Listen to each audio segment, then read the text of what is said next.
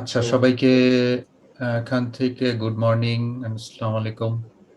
যারা জয়েন করলে, এটা আমাদের one of the next webinar.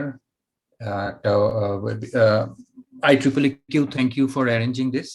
তো তো মুস্তফা হোসেন, আমি ওকে পার্সোনালি আগে চিনতাম না। ওর সাথে পরিচয় হলো এই পাওয়ার এনার্জি সিস্টেম গ্রুপ করার পরে, যখন আমরা ফেসবুকে এগুলো নিয়ে কথাবার্তা বলছি। তো Mustafa is alumni of university of Dhaka triple department, আর ও এখন ওয়াশিংটন স্টেট ইউনিভার্সিটিতে আছে। আর ও কাজ করছে হলো হোয়াট ইজ কল্ড বেসিক্যালি, যেটা title application research application grid cyber security in North America. তো আমি এই বিষয়টা সম্বন্ধে একটু জাস্ট 2 মিনিট একটু বলে নেই, বিকজ আমি চাই সবাই যেন পাওয়ার সিস্টেম ডোমেইনে এটাকে প্রপারলি রিলেট করতে পারে, আর এটার significance, importance in power system engineering এর এটার যে কত বড় পার্ট আর ইম্পর্টেন্ট পার্ট, সেটা যেন একটু রিলেট করে বোঝার চেষ্টা করে। তো ওর ইন্ট্রোডাকশনেও এটা একটুখানি বলা আছে যে এখন তো it's a normal thing also you hear IoT, Internet of Things. Everything becomes smart because smart is a program and that can be as intelligent or smart as possible, যেটা তুমি কোনো ইকুইপমেন্টের মধ্যে এখন এমবেড করতে পারতেছো, ঢুকাতে পারতেছো। আগেকার দিনে এই স্মার্টনেসটা ছিল না। Everything was analogue, everything was by itself. তো এখন প্রোগ্রামেবল প্রসেসর আছে সবকিছুর মধ্যে। যখনই প্রোগ্রামেবল প্রসেসর আছে সব ইকুইপমেন্টে, কোনো একটা সুইচ গিয়ার, কোনো একটা পাওয়ার ইকুইপমেন্ট 100 মাইল দূরে একটা মরুভূমির মধ্যে আছে, যে it is taking care of communication or satellite communication something, সেইটার সাথে কমিউনিকেট করার জন্য তো বারবার কেউ যাবে না বা ওটাকে প্রোগ্রাম করবে না। সেটার সাথে কমিউনিকেট করার জন্য it is under a network. So whenever it's under a network, সেই নেটওয়ার্কটা ফাইবার হোক, ফিজিক্যাল লেয়ার ফাইবার হোক, অথবা নর্মাল ইথারনেট কেবল হোক, যেটা হোক, সেই নেটওয়ার্কের কথা যখনই আসে তখন it becomes big issue of security. কারণ আইরনিক্যালি আমরা আজকে সাইবার সিকিউরিটি নিয়ে কথা বলছি, বাট আমাদের সবচেয়ে বড় অডিয়েন্স যেখানে বাংলাদেশ, এখানে সাইবারেরই ব্যাপারটাই এখনো ঠিক হয়নি। সো এটার অবভিয়াসলি এটার গুরুত্বটা বোঝা ওই পার্সপেক্টিভ থেকে একটু difficult, but this has become a very important subject just because everything is interconnected. তো কাজেই ওই যে পাওয়ার ডিভাইস, মাইক্রোপ্রসেসর ডিভাইসগুলি, মাইক্রোপ্রসেসর বেসড ডিভাইসগুলি, রিলে, মাল্টিফাংশনাল রিলে, যেগুলিকে RTU বলে, রিমোট টার্মিনাল ইউনিট, এসব সব ইন্টারকানেক্টেড দেখে এই সাইবার নেটওয়ার্কের security has become very big problem, problem and a big challenge. So এটা নিয়েই ও মুস্তফা কথা বলবে। আর মুস্তফা যেখানে কাজ করছে, খুব ইন্টারেস্টিং কম্পোনেন্ট নিয়ে সেখানে কাজ হয়, ওই স্টেটে কাজ হয়। আমার পার্সোনালি, আমাকে যদি এখন চয়েস দিত কেউ, আমি কোন পার্টিকুলার ডিভাইসের উপর রিসার্চ করতে পারি, I would have chosen those multifunctional multifunctional devices, smart devices আর কি, instrumentation devices which are smarter, not necessarily cyber security IT side, but ওইটা। সো আমার কাছে এই বিষয়টা সেই দিক দিয়ে অনেক ইন্টারেস্টিং। সো যাই হোক, Mustafa, you can go ahead. Mustafa দেখাবে ওর মেইনলি কাজের ওভারভিউ একটা, আর তারপরে আই উড এক্সপেক্ট যে সবাই ডিসকাস করো যে যেভাবে পারো। ও আরো কিছু দেখাবে, আর রিসার্চ প্রসপেক্টস অ্যান্ড ভবিষ্যৎ হায়ার স্টাডিজ এর prospects. Okay, thank you Mustafa, it's your turn. Okay. Mustafa, if you can make it full screen presentation mode.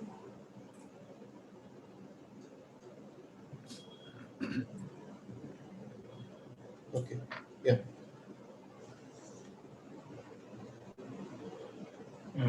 এখান থেকে প্রেজেন্টেশন মোড থেকে বের হওয়া যায় কিভাবে? এসকেপ।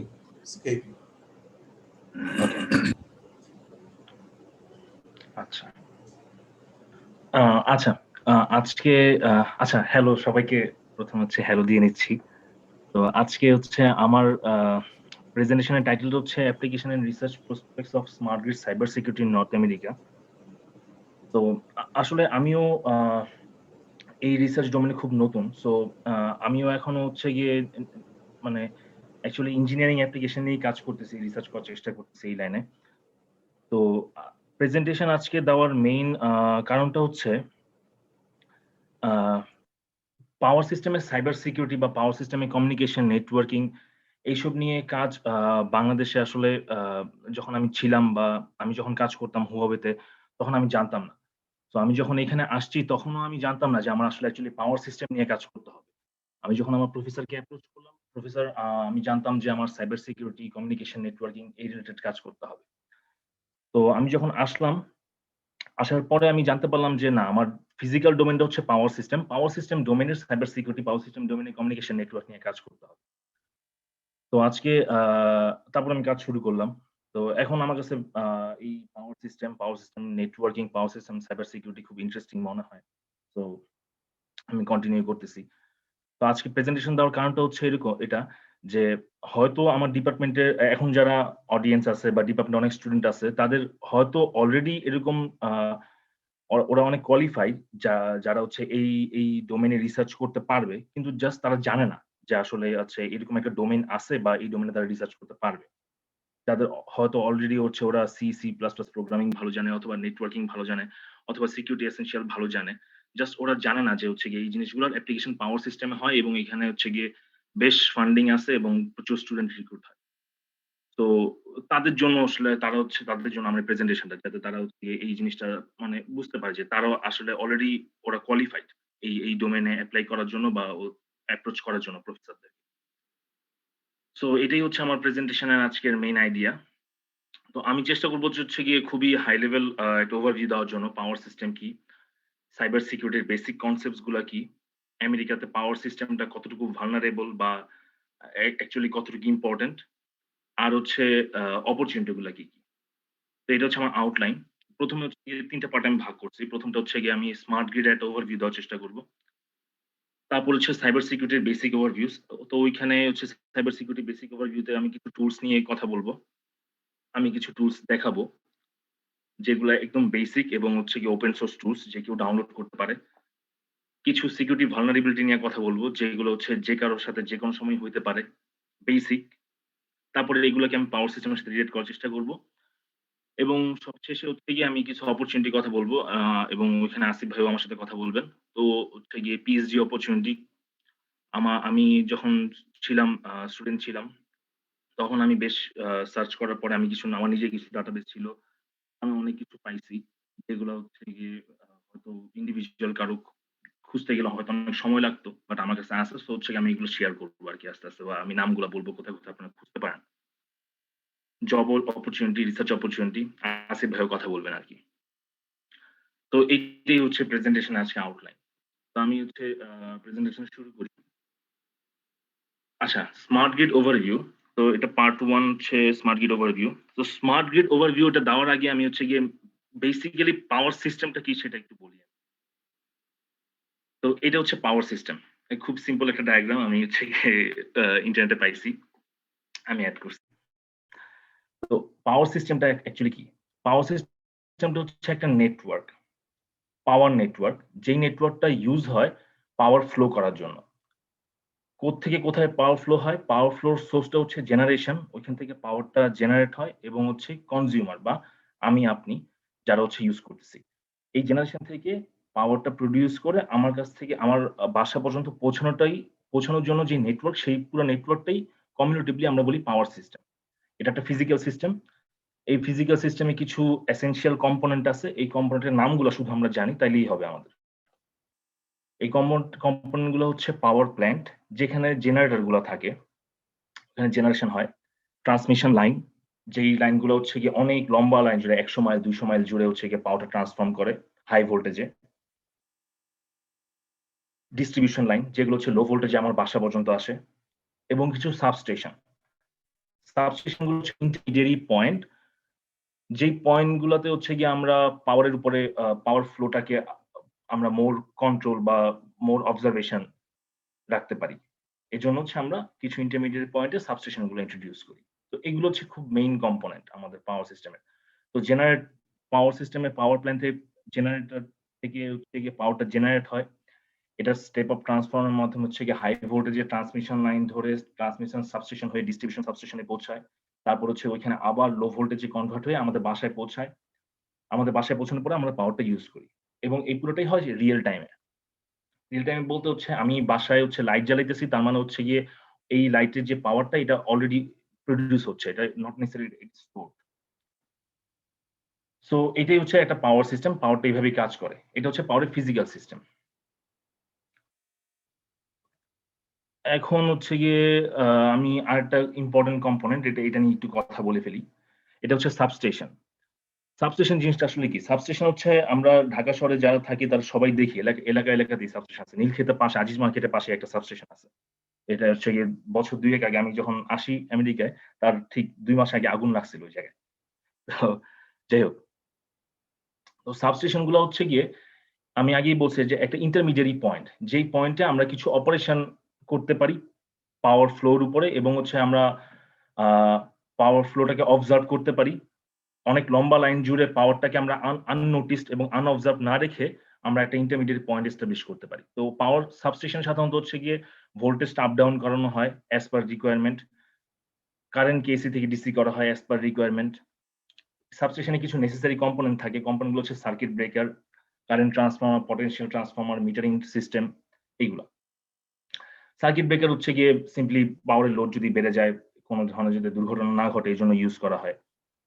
সিটিপিটি কারেন্ট ট্রান্সফর্মার, পটেনশিয়াল ট্রান্সফর্মারের কাজ হচ্ছে পাওয়ারের কারেন্ট এবং ভোল্টেজকে এমন একটা লেভেলে নিয়ে আসা যেখান থেকে মেজারমেন্ট করাটা ইজিয়ার হয়। তো এগুলো সবগুলো হচ্ছে গিয়ে একটা বেসিক ওভারভিউ যে পাওয়ার সিস্টেমটা কিভাবে কাজ করে এবং সাবস্টেশন গুলো আসলে কি। তো এটা হচ্ছে পাওয়ারের একটা ফিজিক্যাল সিস্টেম। পাওয়ারটা ফ্লো হচ্ছে সাবস্টেশনে আসতেছে, ডিস্ট্রিবিউশন আসতেছে, বাসায় আসতেছে। তো এই জায়গায় কিন্তু কোনো রিমোট কন্ট্রোল বা হচ্ছে কোনো সেন্ট্রালাইজড মনিটরিং সিস্টেম নাই। আচ্ছা, এটা সাবস্টেশন। তো এখন আমরা আসি ইম্পোর্টেন্স অফ পাওয়ার সিস্টেম। তো পাওয়ার সিস্টেম ইম্পোর্টেন্স তো আসলে বলার কিছু নাই আসলে। সবাই আমরা বুঝতেছি। পাওয়ার আছে দেখেই আমরা সে কথা বলতে পারতেছি। তো তারপরে হচ্ছে গিয়ে এখানে আমি ২ টা কমিক এড করছি। তো বাম পাশে দেখা যাচ্ছে যে হচ্ছে ও বিজনেস করে ও বার চালায়। ও বারের বিজনেস প্রায় বন্ধ হওয়ার জোগাড়। পাওয়ারে ব্ল্যাকআউট এর কারণে। আর ডান পাশে হচ্ছে দেখা যাচ্ছে যে ও খুব ভালো ছিল। কিন্তু পাওয়ার until unless the power was short circuited. তো এই কমিক দুটো দেখে আপনারা হয়তো বুঝতে পারতেছেন যে আসলে পাওয়ার সিস্টেমের ইম্পোর্টেন্স কতটুকু। আচ্ছা। আচ্ছা এই জায়গায় হচ্ছে আমি একটা ছোট ভিডিও দেখাবো আপনাদেরকে। এটা হচ্ছে ১ মিনিট ১.৫ মিনিটের একটা ভিডিও। তো এটা হচ্ছে পাওয়ার সিস্টেম একটা ব্ল্যাকআউট নিয়ে। ২০০৩ এ পাওয়ার সিস্টেম একটা ব্ল্যাকআউট হয় আমেরিকাতে। তো এটা নিয়েই আমি দেখাচ্ছি।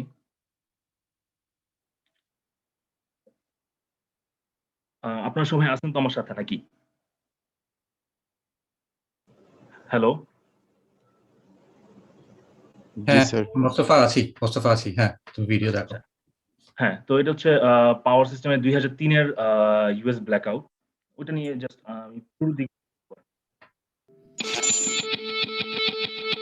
We are in the midst of what appears to be a colossal and history-making blackout. People trapped in elevators and buildings. They have activated the emergency command center. You're staggering trying to take in as much information as you can. Mayor Bloomberg's advice is to go straight home. The subway system is down. Ottawa is completely without power now. The lightning-quick domino series of failures. Gotta go to the bathroom and you can't even go nowhere. 50 million people are thought to have lost power. In 2003, a massive blackout struck major areas of the U.S. and Canada and was perceived as a wake-up call for the nation. We've got a real crisis in our grid, and this is why, despite being a superpower, we have a grid that is comparable to a third world country, and that's not right. But have 10 years of planning and preparation left us better off today? I don't think you can ever say with 100% confidence we won't have a blackout.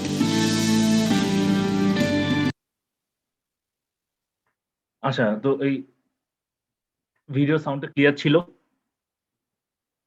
হ্যাঁ, clear ছিল। আচ্ছা, আচ্ছা। তো ওটা হচ্ছে ভিডিওটা দেখানোর কারণ হচ্ছে গিয়ে যে ২০০৩ এ হচ্ছে ইউএস গ্রিডের কি অবস্থাটা ছিল এবং ওইখান থেকে কিভাবে ইউএস গ্রিডটা স্মার্ট হইলো বা কতটুকু রিজনিং ছিল যে স্মার্ট হওয়ার পিছনে এইজন্যই ভিডিওটা দেখানোর কারণ ছিল। তো এটা হচ্ছে এই ভিডিওটা হচ্ছে 2003-এর ইউএস ব্ল্যাকআউট নিয়ে 18 বছর আগে। Around 50 million people were left without power, 50 million লোকজন পাওয়ার ছাড়া ছিল। এবং হচ্ছে এখান থেকে স্নিপেট থেকে দেখা যাচ্ছে যে নিউ ইয়র্কের রচেস্টার, অ্যালবেনি বা প্রচুর খুব বড় একটা জায়গা জুড়ে, ইভেন কানাডার অটোয়া, ওইখানেও কানাডা এবং ইউএস এর power interconnected to some extent. So এগুলো ব্ল্যাকআউট হয়ে গেছিল। তো ব্ল্যাকআউট হওয়ার রিজনটা কি ছিল? আচ্ছা, তো 2003-এর সময় যখন ব্ল্যাকআউট হয়েছে, তো ওই সময় ব্ল্যাকআউটের রিজনটা বের করা, ব্ল্যাকআউট পাওয়ার যখন ব্ল্যাকআউট হইতো ওটা এতটা ইজি ছিল না। ইজি না থাকার কারণটা হচ্ছে, তো তখন ইঞ্জিনিয়ারদেরকে কি করতে হইতো, তখন ইঞ্জিনিয়াররা হচ্ছে গিয়ে যখন ব্ল্যাকআউট হইতো তারপরে হচ্ছে ম্যানুয়ালি যে স্টোর ডাটাগুলো থাকতো, ওই স্টোর ডাটাগুলো ম্যানুয়ালি গিয়ে কালেক্ট করতো। কালেক্ট করার পরে তারপর ম্যানুয়ালি হচ্ছে গিয়ে ওইগুলা সিনক্রোনাইজেশন করে, অ্যানালাইসিস করে তারপর একটা রেজাল্ট বের করতো। তারপর দেখতো যে কেন হইছে। তো এটা হচ্ছে মাঝে, মাঝে উইকসও লেগে যেত, মাঝে, মাঝে মান্থসও লেগে যাইত। যে এত ডাটা এত জায়গা থেকে জিওগ্রাফিক্যালি ডিসট্যান্ট লোকেশন থেকে কালেক্ট করে তারপরে এটা বের করা। তো আল্টিমেটলি এত বড় ব্ল্যাকআউটের পরে এটা হচ্ছে ওরা বের করছে কেন? তো বের করার পরে দেখা গেল কি এটা খুব সিলি একটা রিজন ছিল। সিলি রিজনটা কি? কিছু ওহাইওতে কিছু ট্রান্সমিশন লাইন ফল্ট আউট হয়েছিল। ট্রান্সমিশন লাইন ফল্ট আউট হওয়ার পরে ওইখানে যারা লোকাল অপারেটর ছিল তারা জিনিসটা ভালোভাবে খেয়াল করে নাই। খেয়াল না করার কারণে অন্য লাইনগুলোর উপর লোড বেড়ে গেছে, ওভারলোড হইছে। ওভারলোড হওয়ার পরে এটা হচ্ছে একটা ক্যাসকেডিয়ান ফেলিওর হইছে। এই জায়গা থেকে ওই জায়গায় ফেলিওর জিওগ্রাফিক্যালি ক্যাসকেড হইতে অনেক বড় ফেলিওর হয়ে গেছে। খুব সিম্পল একটা জিনিস, যে জিনিসটা হচ্ছে গিয়ে ওই রাতে যে লোকাল অপারেটর ছিল সে যদি একটু ভালো করে খেয়াল করত বা হচ্ছে মানে অনেকভাবে এটা মিটিগেট করা যেত। আচ্ছা, কিন্তু যায় নাই। কারণ হচ্ছে তখনকার পাওয়ার সিস্টেমটা স্মার্ট ছিল না। তো ওইখান থেকেই আসলে ইউএসএ তে স্মার্ট গ্রিডের রেভলিউশনটা শুরু হইছে। যে power system, make power system more smarter. যে হচ্ছে গিয়ে আমি ওইভাবে ওইটার উপর ডিপেন্ড করব না যে লোকাল অপারেটর কি ঘুমায়ে আছে যার কারণে দেখতে পারতেছে, এটার জন্য আমি ডিপেন্ড করব না। যখন ফল্ট হবে আমাকে অ্যালার্ম দাও, আমাকে জানাও। ইন্টেলিজেন্টলি আমাকে জানাও। বা ডাটাগুলোকে হচ্ছে আমি গিয়ে প্রত্যেক জায়গায় গিয়ে ডাটাগুলো আমি কালেক্ট করব না। ডাটাগুলো আমাকে রিয়েল টাইমে দাও। রিয়েল টাইমে ডাটা আমি নিব, রিয়েল টাইমে আমি ডাটা অ্যানালিটিক্স করব।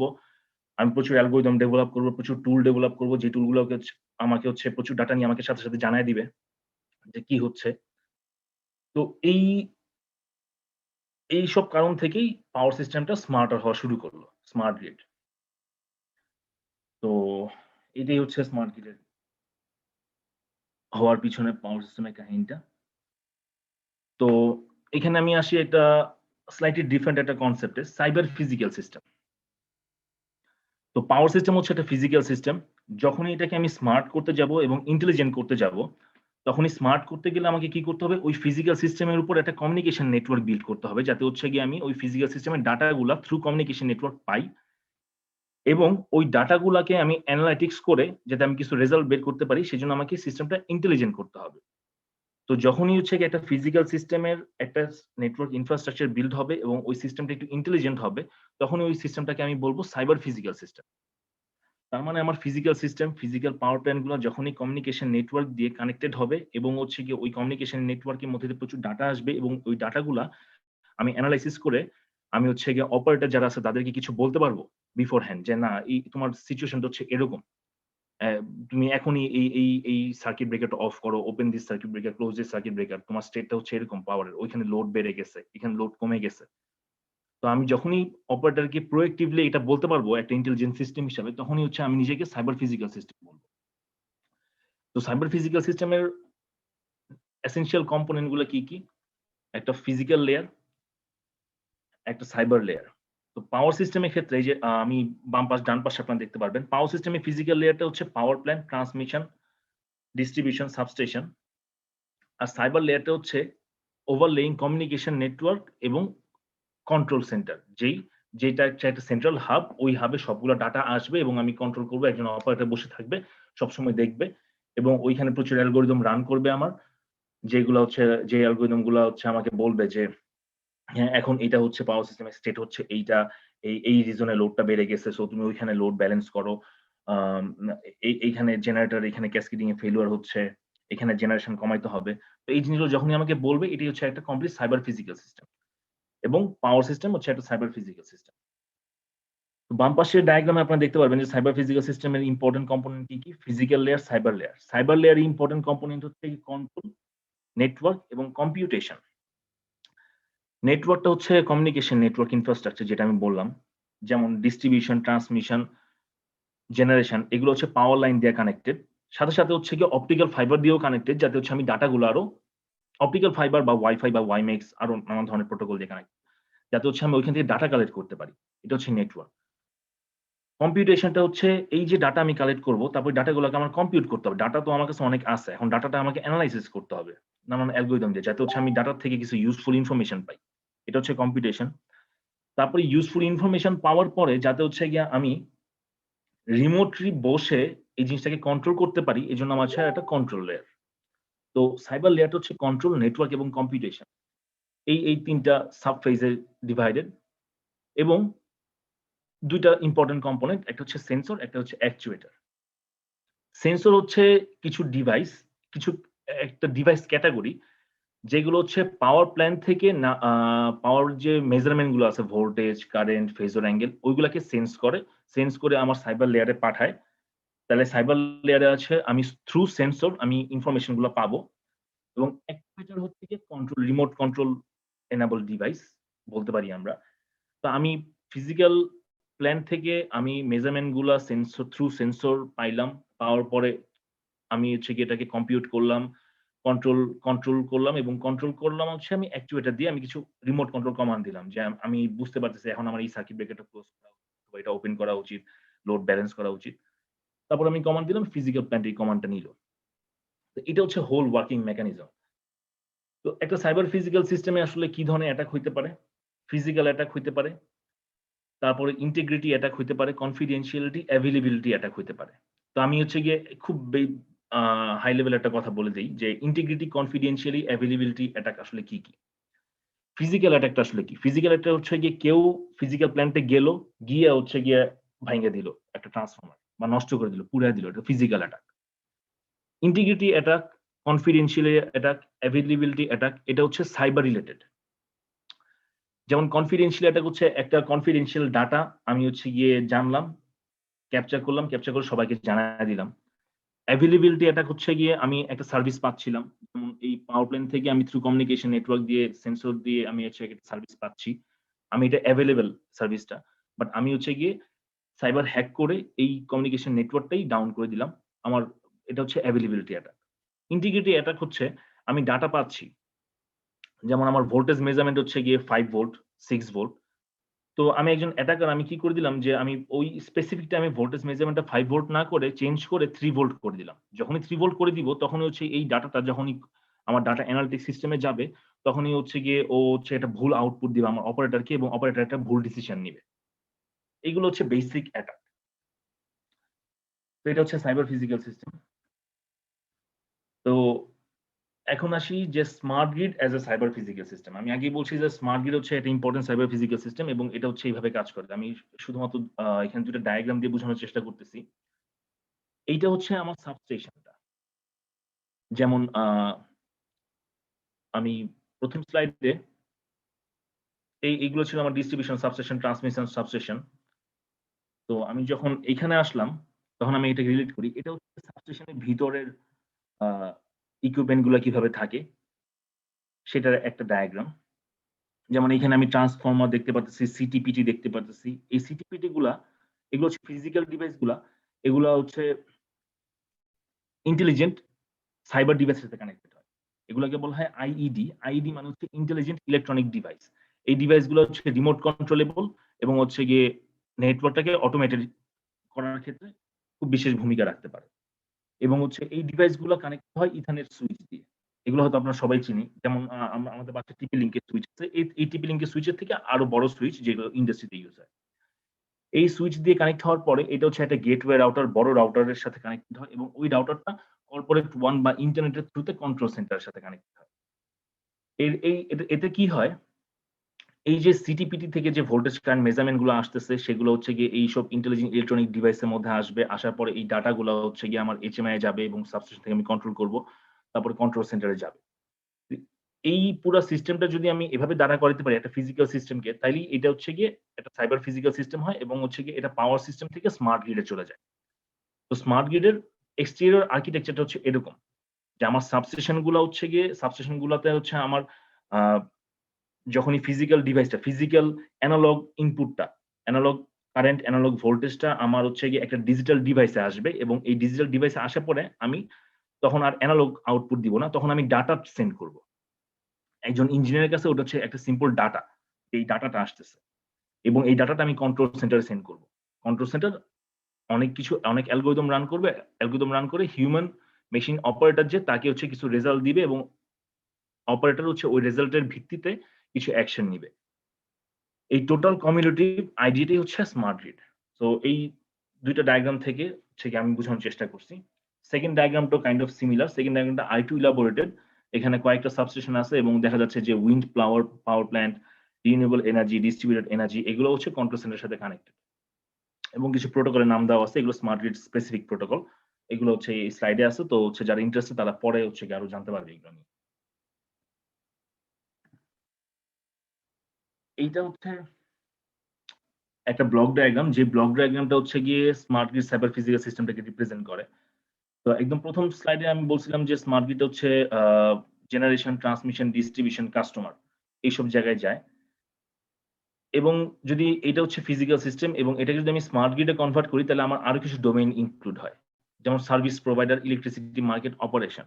অপারেশন হচ্ছে গিয়ে যে কন্ট্রোল সেন্টারটা আমি আগের স্লাইডে দেখাইছি, সেটা হচ্ছে একটা অপারেশন ডোমেইন। ওইখানে হচ্ছে সবগুলো ডাটা যায়। ইলেকট্রিসিটি মার্কেট হচ্ছে গিয়ে যারা ওন করে, যেমন ট্রান্সমিশন, ডিস্ট্রিবিউশন বা ডিভাইসগুলো যারা ওন করে তাদের একটা নেটওয়ার্ক। সার্ভিস প্রোভাইডার হচ্ছে থার্ড পার্টি সার্ভিস প্রোভাইডার যারা হচ্ছে এন্টারপ্রাইজ নেটওয়ার্ক। যেমন পাওয়ার সিস্টেমে এটা সবসময় সম্ভব না যে স্ট্যান্ডার্ড একটা নেটওয়ার্ক ক্রিয়েট করা। থেকে কাস্টমার পর্যন্ত ২ সময় লম্বা একটা আলাদা ফাইবার নেওয়া। হয়তো হচ্ছে গিয়ে এটা হচ্ছে ওরা অন্য কারো কাছ থেকে থার্ড পার্টি থেকে লিজ নেয়। তো এই সার্ভিস প্রোভাইডার গুলো হচ্ছে গিয়ে আলাদা একটা ডোমেইন। ওরা হচ্ছে সাধারণত বিলিং সার্ভিস, তারপরে হচ্ছে কাস্টমারকে কিছু ইনফরমেশন বা আরো নানান ধরনের সার্ভিস প্রোভাইড করে। তো এই ৭ টা ডোমেইন মিলে হচ্ছে একটা cyber physical smart grid. Generation, transmission, distribution, customer, service provider, electricity market আর অপারেশন। এর পরের স্লাইডে গেলে এই সেম ৭ টা ডোমেইনের মধ্যেই কি সাইবার ইকুইপমেন্ট গুলা ইউজ হয় সেগুলোর একটা ব্রিফ ওভারভিউ। যেমন এখানে ইউজ হচ্ছে গিয়ে জেনারেশনে আরটিইউ সার্ভার, ট্রান্সমিশনে পিএমইউ, আরটিইউ। আমি বলতেছি পিএমইউ, আরটিইউ এই জিনিসগুলো কি আমি জাস্ট এক লাইনে বলে দিব। ডিস্ট্রিবিউশনেও হচ্ছে কি কিছু সার্ভার ইউজ হয়। তারপর এখানে স্মার্ট মিটার ইউজ হয় এবং মোস্টলি এখানে সার্ভার এবং স্টোরেজ এবং আরো নানান ধরনের ডাটা অ্যানালাইটিক্স সিস্টেম গুলো ইউজ হয়। তো আরটিইউ এবং পিএলসি এগুলো কি? আরটিইউ হচ্ছে গিয়ে রিমোট টার্মিনাল ইউনিট, যেগুলো হচ্ছে ডিস্ট্রিবিউশন এবং ট্রান্সমিশন সাবস্টেশনে থাকে। এগুলো হচ্ছে ডিস্ট্রিবিউশন এবং ট্রান্সমিশন সাবস্টেশন থেকে সবগুলো ডাটা ডিজিটাল অ্যানালগ ডাটাগুলা ডিজিটালে কনভার্ট করে কালেক্ট করে এবং হচ্ছে এই ডাটাটা অপারেশন কন্ট্রোল সেন্টারে পাঠায়। তো in a sense control centre থেকে আমি যখন রিমোট কন্ট্রোল কমান্ডটা চালাবো তখন হচ্ছে আমি আরটিইউ তে চালাবো। যেমন আমি যদি এই স্লাইড থেকে যাই, এই কন্ট্রোল সেন্টার থেকে যখন আমি একটা সার্কিট ব্রেকার এই রিমোট সাবস্টেশনে আমি যেমন ধরো আমি বসে আছি ঢাকায় হচ্ছে আমার কন্ট্রোল সেন্টার এবং আমার এই সাবস্টেশনটা হচ্ছে গিয়ে ঢাকার বাইরে কোথাও কোনো এক জায়গায়। আমি যখন চালাবো এই রাউটারটা হচ্ছে আমি ধরতে পারি আরটিইউ রিমোট টার্মিনাল ইউনিট, যেটা হচ্ছে এই সবগুলা ডাটাকে এগ্রিগেট করে আমাকে পাঠাচ্ছে। আমি এইখানে রিমোট কন্ট্রোল কমান্ডটা চালাই, তারপর হচ্ছে গিয়ে একটা সার্কিট ব্রেকার অফ করবো বা অন করবো। এটি হচ্ছে আমার স্মার্ট গ্রিডের মেইন ক্যারেক্টারিস্টিক্স। তো আশা করি সবার একটা ব্রিফ আইডিয়া হইছে যে পাওয়ার সিস্টেমটা কি, পাওয়ার গ্রিডটা কিরকম ছিল, পাওয়ার গ্রিডটা থেকে এটা স্মার্ট কেমন করে হইলো এবং হচ্ছে স্মার্ট হওয়ার কারণে ওর কোন কম্পোনেন্ট গুলো এক্সট্রা ইনক্রিজ হইলো এবং কোন ডিভাইস গুলো এক্সট্রা ইনক্রিজ হইলো এবং স্মার্ট গ্রিডের অ্যাকশন গুলা কি। তো এটাতে একটা সিম্পল কুইজ টাইম। এখানে ২ টা জোকস আছে। তো অডিয়েন্সের মধ্যে থেকে বা স্টুডেন্টদের মধ্যে থেকে যদি কেউ ২ টা জোকসের মধ্যে যেকোনো একটা জোকস ক্র্যাক করতে পারে তাহলে এটা খুব ভালো। তো সবাই ১ মিনিট সময় নিতে পারেন। সময় নেওয়ার পরে দেখতে পারেন যে কোন জোকসটা ক্র্যাক করা যায়। আমার মনে হয় ডান পাশের জোকসটা ক্র্যাক করাটা একটু tough.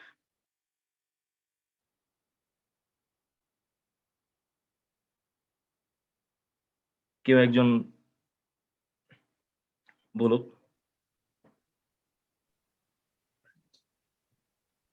I think like the bed she is able to get into the laundry, so this is very dirty.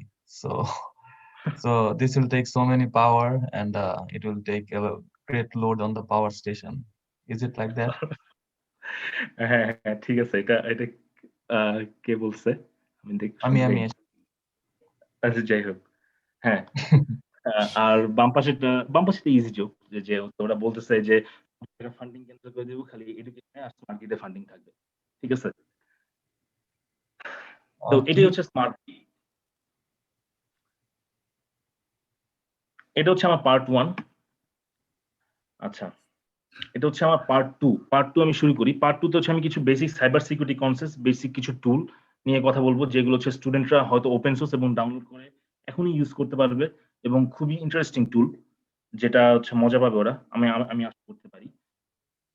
তো সাইবার সিকিউরিটি কনসেপ্টে যাওয়ার আগে আমি হচ্ছে গিয়ে একটা অ্যাকচুয়াল সাইবার অ্যাটাক নিয়ে একটা কথা বলবো। আমি আবার আরেকটা ভিডিও দেখাই। এটাও 2 মিনিটের ভিডিও। আশা করি সবাই এনজয় করবে। আচ্ছা, এই ভিডিওটা দেখানোর আগে আমি বলে রাখি যে এটা হচ্ছে 2015 তে ইউক্রেনিয়ান পাওয়ার গ্রিড। এইটা অনেকে বলে রাশিয়ান সাইবার অ্যাটাক, বাট আমরা ওই না যাই, বা এই নিউজও বলা হচ্ছে রাশিয়ান সাইবার অ্যাটাক, এটা আমেরিকান নিউজ। তো তো সাইবার অ্যাটাক, এটা কোন একজন সাইবার অ্যাটাক করছে ইউক্রেনিয়ান পাওয়ার গ্রিডে 2015 তে। এটা খুব সিভিয়ার ছিল এবং এটা 2 মিনিটের 2.5 মিনিটের একটা ভিডিও। আপনারা সবাই দেখেন। এটা হচ্ছে দেখলে একটা আইডিয়া পাবেন যে অ্যাকচুয়াল অ্যাটাকটা আসলে কি হয়েছিল এবং অ্যাটাকের ইমপ্যাক্ট গুলো আসলে কেমন হয় পাওয়ার সিস্টেমে। আমি ছাড়তেছি ভিডিওটা। Hacking to influence Russian hacking to influence the American election has dominated the news, but we've also noticed a hacking attack that could be a future menace to America. Last weekend, parts of the Ukrainian capital, Kiev, went dark. Holly Williams reports that Russia appears to have figured out how to crash a power grid with a click. Nearly 250,000 people lost power in this small Ukrainian city when it was targeted by a suspected Russian attack last December. Vasyl Pemchuk is the Electric Control Centre manager and told us when hackers took over their computers, all his workers could do was film it with their cell phones. It was illogical and chaotic, he told us. It seemed like something in a Hollywood movie. The hackers sent emails with infected attachments to power company employees, stealing their login credentials and then taking control of the grid systems to cut the circuit breakers at nearly 60 substations. The suspected motive for the attack is the war in eastern Ukraine, where Russian-backed separatists are fighting against Ukrainian government forces. But hackers could launch a similar attack in the US. We can't just look at the Ukraine attack and go, oh, we're safe against that attack. Even if we just lose a portion, right? If we have New York City or Washington, D.C. go down for a day, 2 days, a week, how does life look like at that point? Rob Lee is a former cyber warfare operations officer in the US military and investigated the Ukraine attack. He told us some US electric utilities have weaker security than Ukraine. And the malicious software the hackers used has already been detected in the... Very concerning that these same actors using similar capabilities and tradecraft are preparing and are getting access to these business networks and getting access to portions of the power grid. In Ukraine, they restarted the power in just hours, but an attack in the US could leave people without electricity for days or even weeks, according to experts, because, ironically, Scott, America's advanced automated grid would be much harder to fix. Holly Williams, thanks. তো এই ভিডিওটা কেমন লাগলো? তো কারো যদি কোনো comment থাকে তাহলে করতে পারে।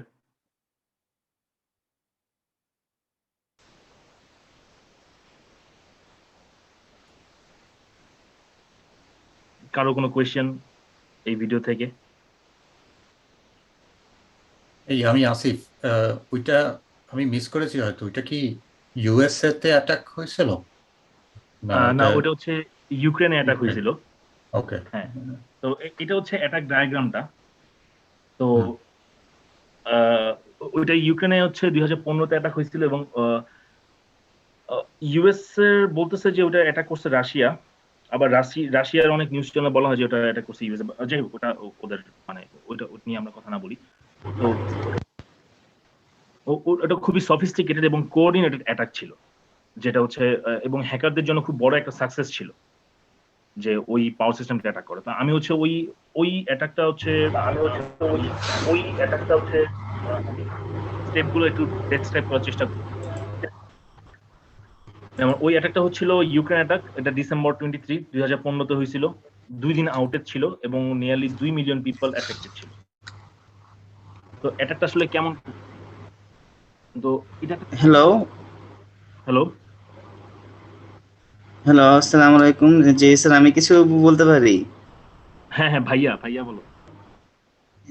জি জি ভাইয়া, ভাইয়া জি, এরকম অ্যাটাক ভাই আমরা আগেও এরকম দেখেছি, কিছু কিছু অ্যাটাক আপনার, যেমন আপনার মাঝখানে যেরকম আমরা স্টাক্সনেট বা ফ্লেম ভাইরাসের নাম শুনেছি, যে এগুলো দিয়ে আপনার ইরানের নিউক্লিয়ার পাওয়ার প্ল্যান্টে অ্যাটাক করা হয়েছিল।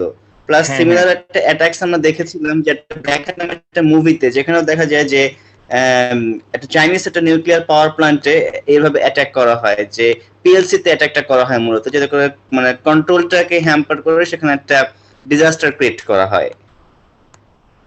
হ্যাঁ হ্যাঁ, তো এই অ্যাটাকগুলো আসলে মুভির মতোই। যখন হচ্ছে গিয়ে মানে ভিজুয়ালি দেখা যায় তখন মনে হয় যে একটা মুভির মতোই চলতেছে অ্যাটাকগুলো। এবং জি জি, বেসিক্যালি একটা ব্যাকডোর ক্রিয়েট করা হয় ফার্স্টে, দেন সেই ব্যাকডোর থেকে আনঅথরাইজড অ্যাক্সেস নিয়ে জিনিসটাকে করা হয় সাধারণত। হ্যাঁ, এইগুলো অ্যাটাকগুলো অ্যানালাইসিস করা খুব মজা। মানে অ্যানালাইসিস তো আসলে যারা করে, তারা করার পর যখন অ্যানালাইসিস রিপোর্টটা পড়া হয় তখন দেখা যায় যে আসলে অ্যাটাকাররা কতটা পারসিস্ট ছিল, যে ওরা কতটুকু চেষ্টা করছে। এটা দেখে মনে হয় জাস্ট হচ্ছে এটা সিস্টেম, একটা স্ক্রিপ্ট দিয়ে একজন বসে, খুব মেধাবী একজন খুব কোড করতে পারে, ও হচ্ছে হ্যাক করে দিছে। কিন্তু আসলে এটা এরকম না। জি, এই অ্যাটাকগুলো সাধারণত হয় গভর্নমেন্ট ব্যাক, অনেক সময় খুব বড় একটা টিম, লাইক একটা কোম্পানির মতো, ওরা একটা ব্রাদারহুডের মতো। ওরা হচ্ছে বছরের পর বছর ধরে এই একটা অ্যাটাকের প্ল্যান সাজায়, তারপর এটা অ্যাটাক করে। জি, যেমন হ্যাঁ, থ্যাংক ইউ। হ্যাঁ, এটা খুব ইন্টারেস্টিং। স্টাক্সনেট আমি ওইটাও ইনক্লুড করতে চাইছিলাম, বাট আমি ইউক্রেন অ্যাটাকটা পছন্দ করি আর কি, ওটা এই জন্য আমি এটা ইনক্লুড করি।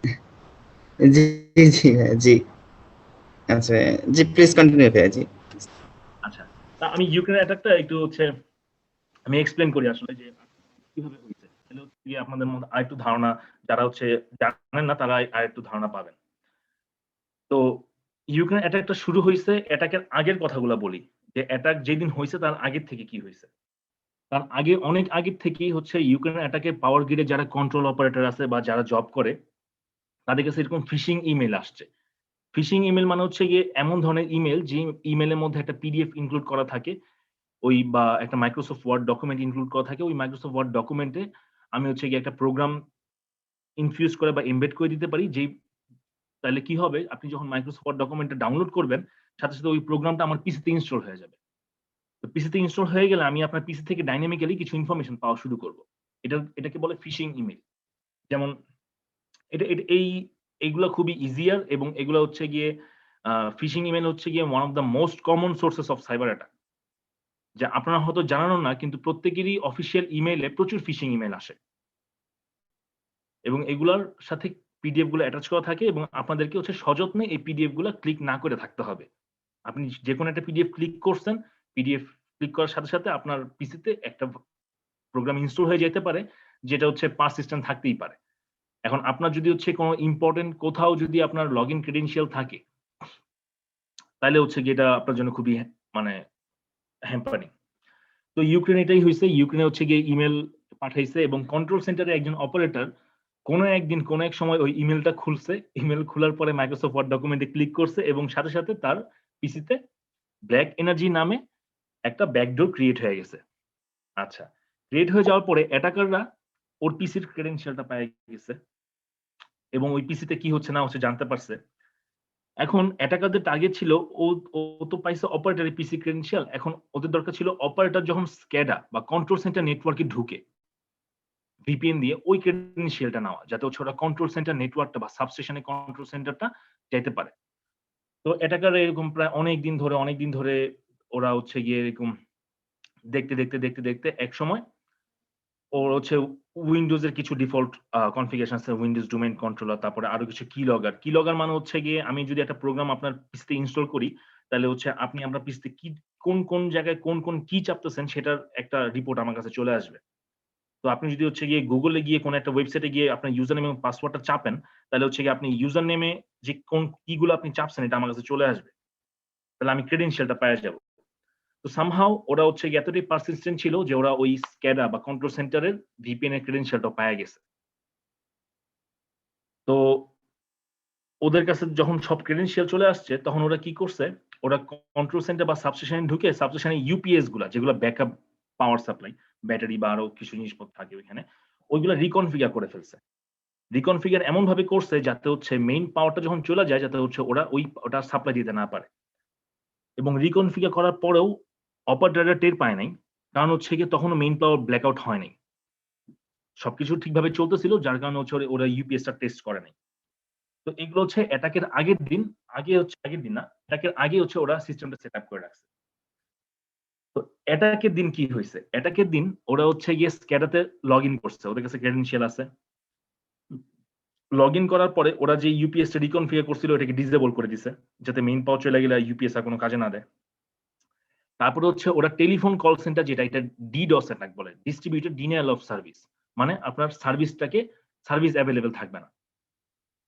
এটা কেমন? যেমন আমি মোবাইল নেটওয়ার্ক, আমি যদি হচ্ছে গিয়ে মোবাইলে প্রচুর কল করতে থাকি বা প্রচুর ডাটা ফ্লো করতে থাকি, প্যাকেট পাঠাতে থাকি, তাহলে হচ্ছে গিয়ে আপনার মোবাইল নেটওয়ার্কটা জ্যাম হয়ে যাবে, কাইন্ড অফ এরকম। তো এটা পাঠানোর কারণ হচ্ছে সাবস্টেশন চলে যাবে, তখন তো লোকজন সবাইকে জানানোর চেষ্টা করবে যে আমার এলাকায় পাওয়ার আউট হয়েছে, বা অপারেটররা জানানোর চেষ্টা করবে যে পাওয়ার আউট হয়েছে, তাতে ঠিক করো, যাতে ওদের ওই ধরনের কোনো কমিউনিকেশন ওরা করতে না পারে। সেজন্য ওরা টেলিফোন কল সেন্টার আনঅ্যাভেলেবল করে দিছে। তারপরে ওরা ব্রেকার ওপেন করা শুরু করছে, সবগুলা ব্রেকার ওপেন করা শুরু করছে। প্রায় 60টা সাবস্টেশনে পাওয়ার আউটেজ হয়ে গেছে। তারপরে লাস্টের 2টা স্টেপ যেটা করছে ওটা খুবই সফিস্টিকেটেড ছিল। ওরা হচ্ছে রিমোট কন্ট্রোল যে ডিভাইসগুলো, আমি যেটা কথা বললাম আরটিইউ, ওই ডিভাইসগুলো ফার্মওয়্যার বা সফটওয়্যারটাকে রিরাইট করে ফেলছে। এমন ভাবে রিরাইট করছে যাতে রিমোট থেকে আর কন্ট্রোল করা না যায়। আপনার ফিজিক্যালি গিয়ে কন্ট্রোল করতে হবে। 2 মাইল দূরে একটা সাবস্টেশন, এটাকে আপনার গাড়ি নিয়ে যাইতে হবে, বা 60টা সাবস্টেশন 60 জায়গায় আপনার গাড়ি নিয়ে যাইতে হবে, যাইয়া তারপরে ওই ডিভাইসটাকে আপনার কন্ট্রোল করতে হবে। ওরা এমন ভাবে এটা করে দিচ্ছে। এবং লাস্ট স্টেপে ওরা কি করছে, ওদের যে কন্ট্রোল সেন্টারের যে পিসি গুলো ছিল সাবস্টেশনে, সেই পিসি গুলোতে একটা ভাইরাস রান করাইছে, যে ভাইরাসটা হচ্ছে গিয়ে সব লগ এবং আরো কিছু রিকোয়ার্ড সিস্টেম ফাইল ডিলিট করে দিচ্ছে। তো এইটা ছিল ওদের একটা কোঅর্ডিনেটেড এবং সফিস্টিকেটেড অ্যাটাক ইউক্রেনে, যেটাতে হচ্ছে গিয়ে ইউক্রেন অপারেটরদের প্রায় 2 দিন সময় লাগছে সবগুলোকে রিস্টোর করার জন্য, জায়গায় যাইতে হয়েছে, এবং কিছু রিমোট কন্ট্রোল ডিভাইস ওদের নতুন করে বাজার থেকে কিনে এনে লাগাইতে হয়েছে, কারণ ফার্মওয়্যার চেঞ্জ হয়ে গেছে, ওরা জানো না কিভাবে কন্ট্রোল করতে হবে। তো এইটা হচ্ছে স্মার্ট গ্রিড একটা কোঅর্ডিনেট অ্যাটাক, যেটা খুব হিস্ট্রিতে খুব বড় একটা অ্যাটাক ছিল।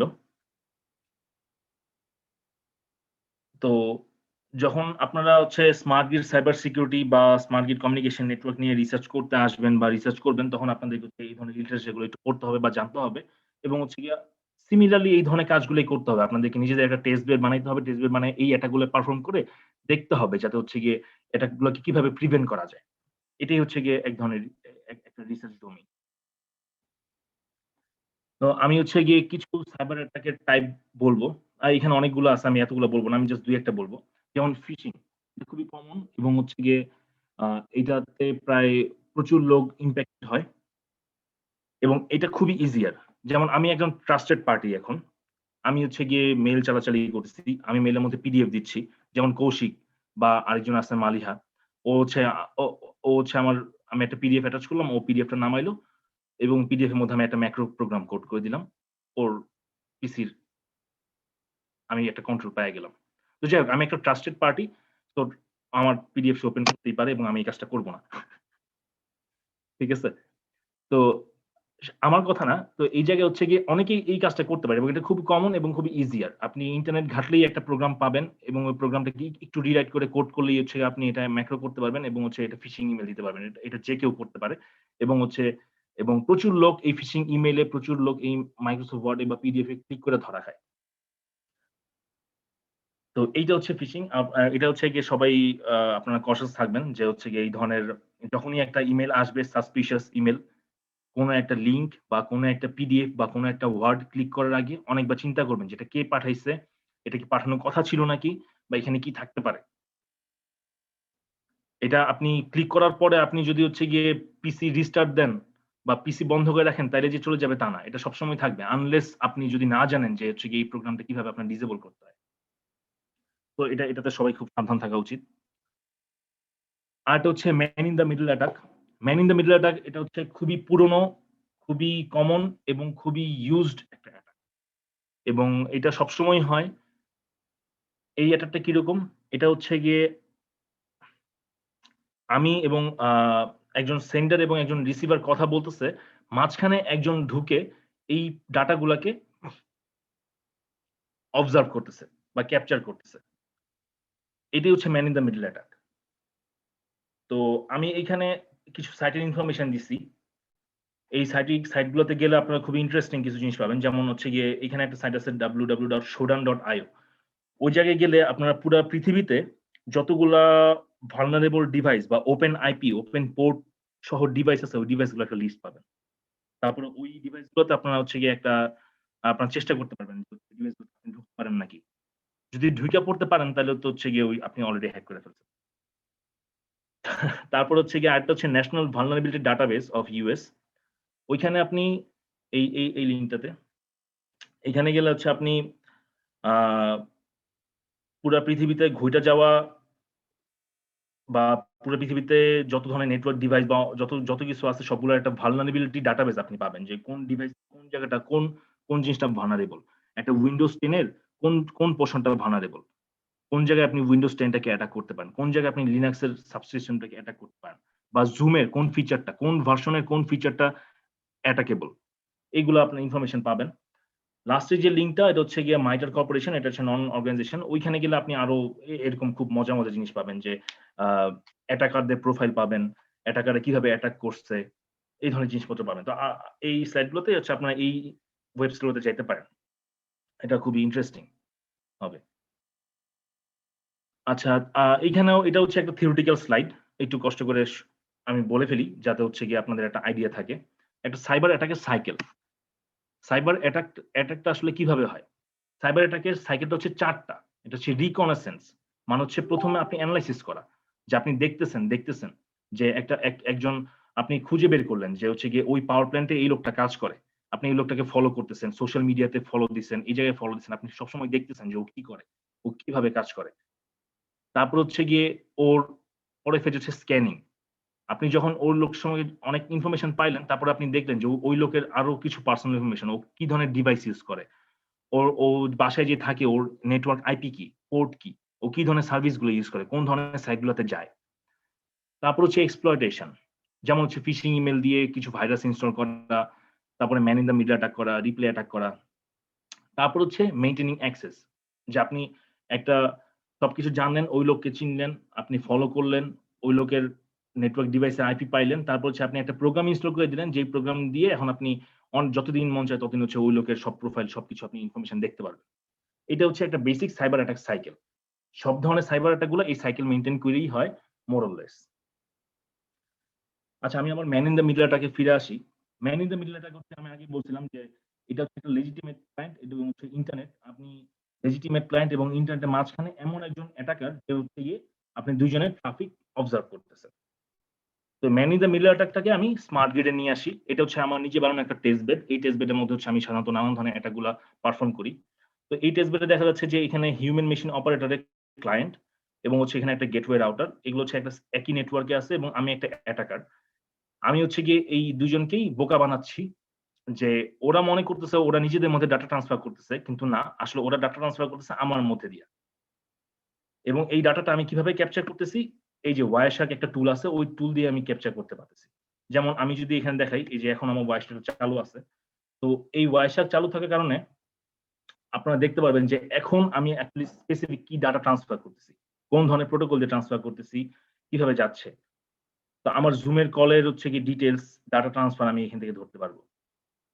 যেমন আমি যেকোনো একটা প্যাকেট ক্লিক করলে এই প্যাকেটগুলোতে কি কি ফ্রেম যাচ্ছে, লেয়ার 2 প্রোটোকল কি, ইন্টারনেটের সোর্স আইপি, ডেস্টিনেশন আইপি বা ডাটা 143 বাইট ডাটা যাইতেছে, ডাটাগুলো হেক্সাডেসিমাল ফর্মে আছে এবং যদি প্রপার এনক্রিপশন না থাকে আমি ডিক্রিপ্ট করতে পারবো।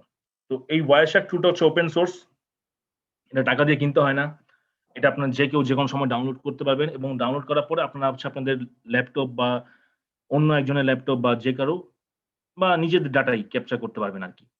ঠিক আছে? তো এই যারা সাইবার সিকিউরিটি রিসার্চ করতে চায় তাদের জন্য হচ্ছে গিয়ে এই টুলটা ইউজ করাটা খুবই দরকার এবং হচ্ছে গিয়ে ওরা ইউজ করতে পারে। আমি এটা টুলের লিংকটা দিয়ে দিছি।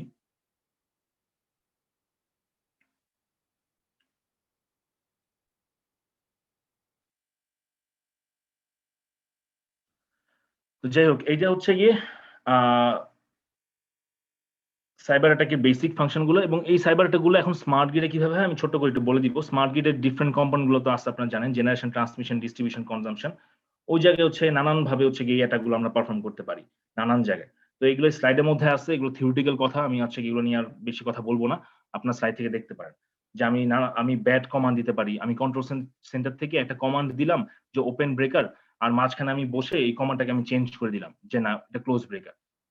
তারপর আমি ডাটা ম্যানিপুলেট করতে পারি, আমি ভোল্টেজ রিডিং পেলাম 5 ভোল্ট, এটাকে আমি ওভাররাইড করে 6 ভোল্ট করে দিলাম, অ্যালগরিদম চেঞ্জ হয়ে যাবে।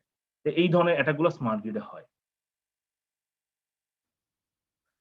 তো এটা হচ্ছে আমার লাস্ট স্লাইড পার্ট 2 এর। তো এইখানেও কিছু কমিক আমি দিছি সাইবার সিকিউরিটি কমিক আমি ফলো করি, এগুলো খুব ইন্টারেস্টিং মনে হয়, আপনারা হচ্ছে দেখতে পারেন। তো এই কমিকটা খুব ইন্টারেস্টিং, সবার 4th কমিক, যে একজন বাসা ভেঙে গেছে আর ও কিন্তু ও বাসা নিয়ে টেনশনে নাই, ও ডাটা নিয়ে টেনশনে আছে। তারপরে ইউএস ন্যাশনাল সিকিউরিটি ওদেরকে একটু কমিক দিচ্ছে, কারণ বেশ কিছুদিন আগে ইউএস এর ন্যাশনাল ট্রেজারি হ্যাক হয়েছিল।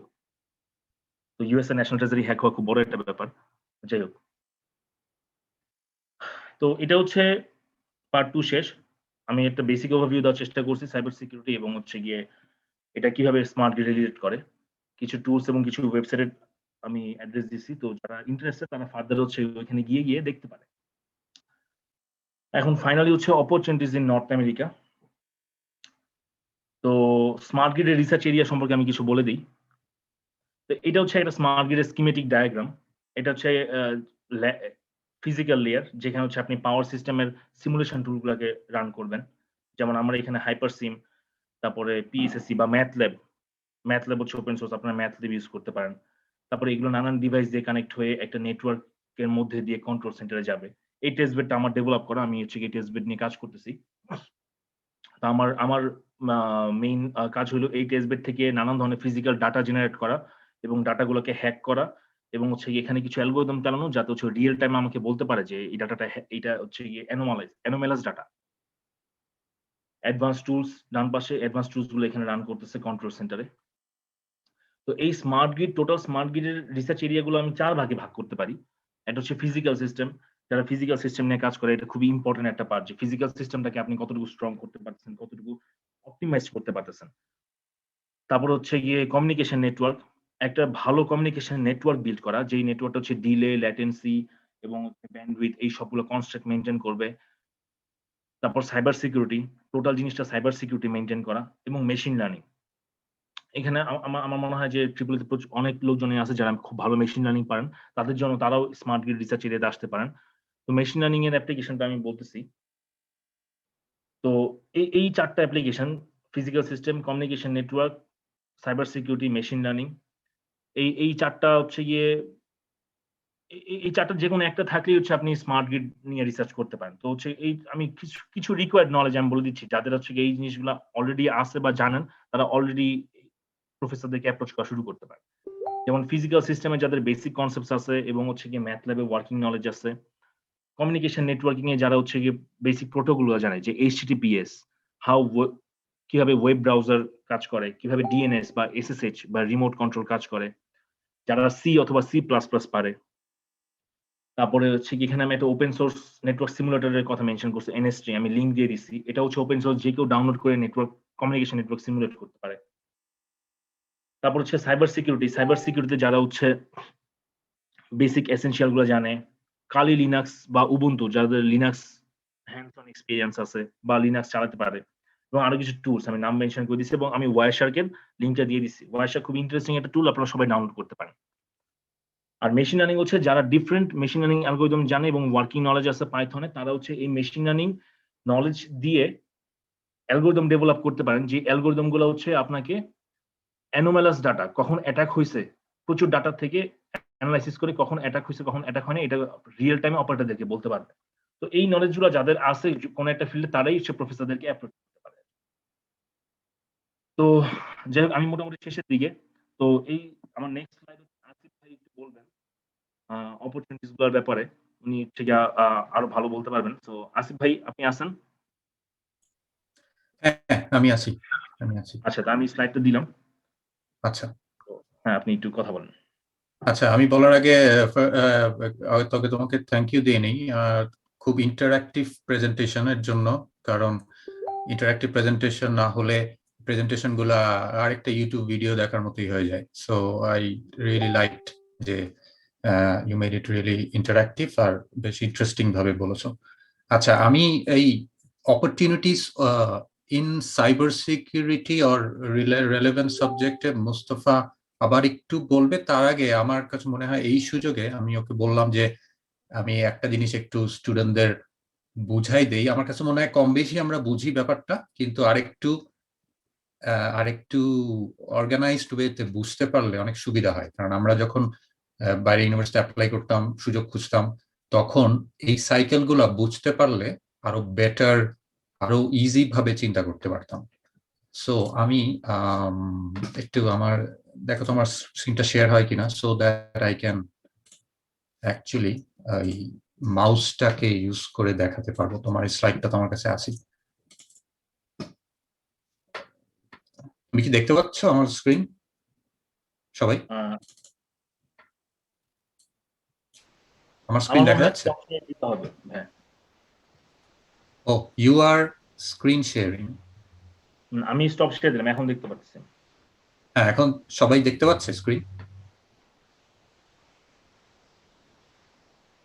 আমার একটু শেয়ার হতে হবে, স্ক্রিন দেখতে না পেলে তো আসলে লাভ নেই। হ্যাঁ, আমরা দেখতে পাচ্ছি। হ্যাঁ, দেখা যাচ্ছে। ওকে, আচ্ছা, সো এই ডায়াগ্রামটা দিয়ে একটু বোঝানোর চেষ্টা করি। আমরা সবাই জানি যে মানে আসলে রিসার্চ ফান্ডিং, আমরা তো ultimately everybody is looking for higher studies opportunities, and funding opportunity ছাড়া কেউ আসলে অ্যাটলিস্ট নর্থ আমেরিকায় বা অনেক কোনো দেশেই যে পড়া সম্ভব না। So everybody is looking for funding. তাহলে একটু বুঝতে হবে ফান্ডিংটা কিভাবে প্রপাগেট করে আর এগুলা কিভাবে ডিস্ট্রিবিউটেড হয়। সো ফার্স্ট অফ অল, দুইটা মেজর অর্গানাইজেশনই কাছেই টাকা থাকে, রাইট? আমরা এখানে basically the whole world is a capitalist world, so everything is run by money. সবার এখানে টাকার একটা স্বার্থ আছে। So government research funding, industry research funding, এই দুইটা জায়গা থেকে ইউ গেট মানি।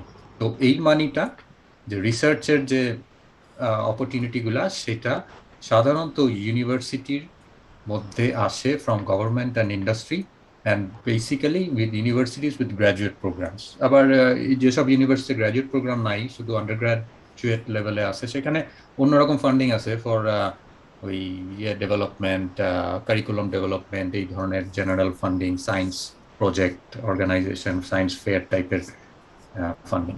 তো সেটা নিয়ে আমাদের বিষয় কনসার্ন না, আমাদের বিষয় গ্র্যাজুয়েট প্রোগ্রাম। তো গ্র্যাজুয়েট প্রোগ্রামে যে ফান্ডিংটা হয়, সেই গ্র্যাজুয়েট প্রোগ্রামের ফান্ডিংটা স্টুডেন্টদের হাতে আসে বা যারা রিসার্চ করবে তাদের হাতে আসবে প্রফেসরদের মাধ্যমে, কারণ আলটিমেটলি প্রফেসররা এই ফান্ডিং এর জন্য অ্যাপ্লাই করে তারা এই ফান্ডগুলা পায়। তাহলে এখন প্রফেসররা তো নিজেরা বসে রিসার্চ করবে না, they have already achieved a level. তারা নিজেরা বসে বসে সিমুলেশন মডেল তৈরি করবে না, তারা রেজাল্ট অ্যানালিসিস করবে না, ডেটা কালেকশন করবে না। তারা এই ফান্ডিংগুলোর জন্য তারা হায়ার করে, সিম্পলি চাকরির মতো করে পোস্ট ডক্টরেট হায়ার করে, স্টুডেন্ট হায়ার করে, এবং তারা হায়ার করে students who are looking for PhD degree, students who are looking for MS degree. So এবং এই প্রফেসরদের আলটিমেট উদ্দেশ্য হচ্ছে to produce technical papers, inventions, patterns অথবা এমনি ডেটা কালেক্ট করা, যে একটা বড় একটা প্রজেক্টের ডেটা কালেক্ট। ফর এক্সাম্পল, তুমি 2030-তে মার্সে যাবা, এটা হলো বড় প্রজেক্টের একটা ছোট্ট অংশের ফান্ডিং তুমি পেয়েছো। তো ফার্স্টে 3 বছর হলো data collection with all kinds of তোমার টেস্টিং আর সব kind of visit to the actual Mars surface whatever, এটাও হতে পারে। So all this things will keep on producing archivable data, মানে যেখানে পেপার পাবলিশড হবে, যেখানে ডেটাগুলো একেবারে হিস্টোরিক্যালি এখানে আর্কাইভ করা থাকবে। এই সবগুলা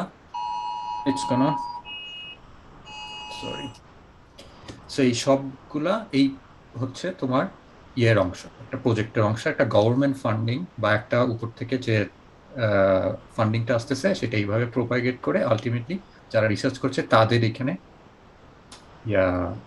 পর্যন্ত আসে। আচ্ছা, এখানে আরেকটা জিনিস এটা বোঝার বিষয় আছে,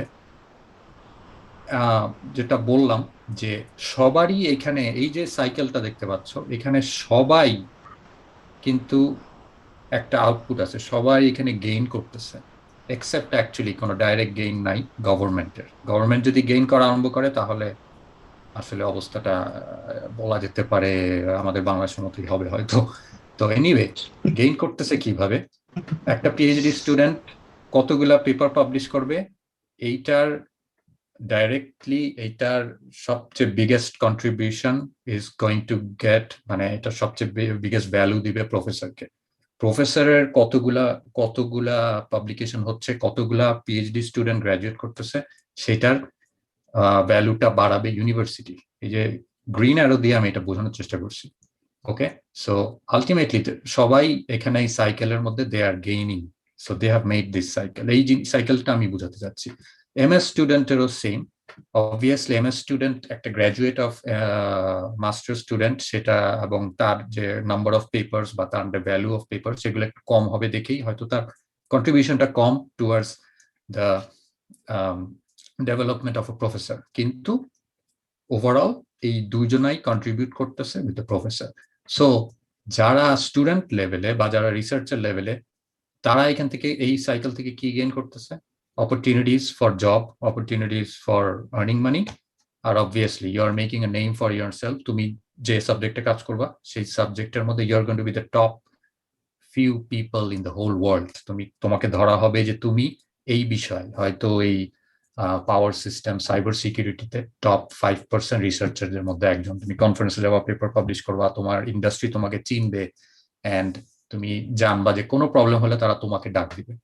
basically you are the one to go to. প্রফেসরদের কি লাভ হইতেছে? প্রফেসরদের এই সাইকেলের মধ্যে থেকে again they are becoming more famous, they are getting more money, promotions, career, যেটা এক্সট্রিমলি অলওয়েজ, অ্যাটলিস্ট আমি আমেরিকাতে আগে সব দেশেই আমি দেখেছি, প্রফেসরদের নেম আর প্রফেসরদের career development will 99% will depend on their publication, will depend on how many graduate students they can graduate, আর তাদের কত ভালো রিসার্চ হয়েছে which is expressed through publications। আর এইগুলা সব করতে গিয়েই অটোমেটিক্যালি একটা ইউনিভার্সিটির নাম ডাক বাড়তে থাকে। সো এগেইন ইউনিভার্সিটি গেইন করতেছে এই তার ফেম, again getting more students, getting more money, getting more research money, আর ল্যাব ডেভেলপমেন্ট অটোমেটিক্যালি হচ্ছে, কারণ যে ফান্ডিংটা আসতেছে সেই ফান্ডিং এর সাথে ল্যাব ডেভেলপমেন্ট ইনভলভ হয়ে যায়।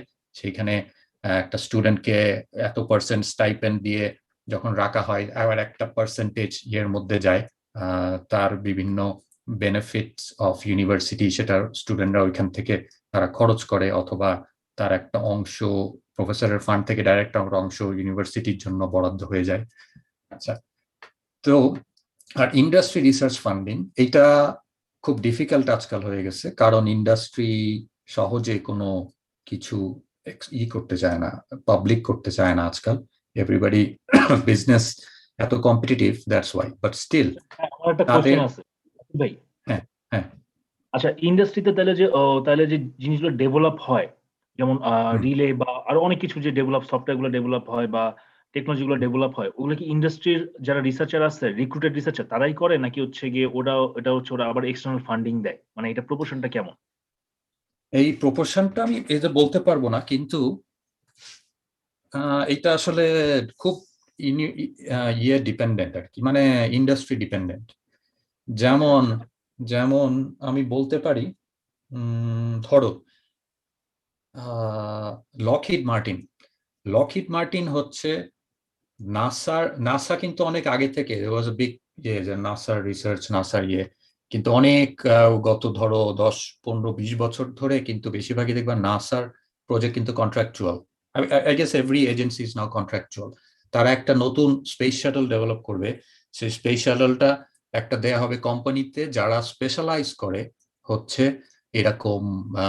এরকম এরোনটিক্যাল ডিভাইস, এরোনটিক্যাল ইকুইপমেন্ট করার জন্য। তো লকহিড মার্টিন হচ্ছে হাইলি রিসার্চ ফোকাসড, যারা ডেভেলপ করে ইউএস এয়ারফোর্সের জন্য নতুন যেগুলো এখনো পাবলিককে দেখানো হয় নাই বা কোনোদিন হয়তো হবে না, তারা সিক্রেটলি কোনো এরকম ডেভেলপ করছে। প্লাস নাসার এইসব স্পেস শাটল একটা বড় জিনিস হচ্ছে লকহিড মার্টিন। তো লকহিড মার্টিন যখন এরকম একটা রিসার্চ ফান্ড এরকম করবে প্রপোজাল, মানে সামনে পাবলিক করবে যে এরকম একটা রিসার্চ করা হচ্ছে, সো দের ইজ তো ইউনিভার্সিটি গুলা প্রফেসররা তখন বিড করে। তো অবভিয়াসলি ইউনিভার্সিটি প্রফেসর বিড করা মানে আলটিমেটলি ওইখানে কন্ট্রিবিউট করবে হচ্ছে ওই ডেভেলপমেন্ট, ওইখানের কম্পোনেন্ট গুলা ডেভেলপমেন্টে কন্ট্রিবিউট করবে। আলটিমেটলি ফাইনালি যারা রিসার্চ করে, যারা পেপার গুলা পাবলিশ করতেছে, যারা প্রুফ করতেছে যে দিস টেকনোলজি উইল ওয়ার্ক। তাহলে প্রপোর্শনটা কেমন ওইটা আসলে আরেকটা ব্লেন্ডেড, কারণ গভর্নমেন্টের এজেন্সি হলো গভর্নমেন্টের রিসার্চ ফান্ডিং হলেও সেটার যদি নাসার জন্য একটা পার্টিকুলার বাজেট থাকে, সে নাসা আবার কন্ট্রাক্ট দিতেছে হয়তো এরকম একটা কোম্পানিকে যারা ওইটা ডেভেলপ করতেছে। সো জিনিসটা অনেকটা ব্লেন্ডেড। তো আলটিমেটলি ইন্ডাস্ট্রি রিসার্চ ফান্ডিং করে ইন্ডাস্ট্রি যে লাভটা হইতেছে এই গ্রিন অ্যারো দিয়ে বোঝা যাচ্ছে, সেটা হচ্ছে তারা ওই টেকনোলজি গুলাকে তারা যদি প্যাটেন্টেবল হয় তারা প্যাটেন্ট করে নিচ্ছে যে এইটা আমাদের। সো আগামী এত বছর ধরে এইটাকে ইউজ করে যে যত বিজনেস করবে এটার ইজ কোনো এটার পুরা বেনিফিট আমি পাবো। So this whole cycle actually যদি তোমরা ভালো করে বুঝতে পারো, তাহলে এখন তুমি বুঝতে পারবা যে তাহলে what you should look for. You should look for যে কোথায় কি হচ্ছে, মানে কোন জায়গাটা ডেভেলপ হচ্ছে, কোথায় ফান্ডিং বেশি আসতেছে। এটা বোঝার ডিফিকাল্ট হলো আজকাল ইন্টারনেটের যুগে অ্যান্ড ইনফরমেশনের যুগে তুমি উইকিপিডিয়া, তুমি বিভিন্ন জায়গায় করে দেখতে পারো যে কোথায় ফান্ডিং বাড়তেছে কমতেছে। পাওয়ার অ্যান্ড এনার্জি রিলেটেড টপিকে এখন অনেক বেশি, সবসময় ছিল, গত 10 বছর ধরে অনেক অনেক বেশি ফান্ডিং হচ্ছে। So you should that is a good way of searching for funding opportunities. So আমি এটাই একটু বলতে চাইছিলাম। তো এখন মোস্তফা তুমি এর সাথে অ্যাড করতে পারো বা এখান থেকে আমি এখানে আরেকটা কথা অ্যাড করতে পারি, ইন্টারেস্টিং। তো রিসেন্টলি হচ্ছে টেক্সাসে পাওয়ার আউটেজ হয়েছে, আপনারা সবাই হয়তো জানেন, বাংলাদেশে সবাই জানে। তো টেক্সাসে পাওয়ার আউটেজ হয়েছে। টেক্সাসে পাওয়ার আউটেজ হয়ে যাওয়ার মানে হচ্ছে পাওয়ার এবং এনার্জি সিস্টেমে আরো প্রচুর ফান্ড আসবে এবং আরো প্রচুর রিক্রুটমেন্ট হবে। তো হচ্ছে যারা ইন্টারেস্টেড তারা হচ্ছে গেট ট্রাই করে দেখতে পারে।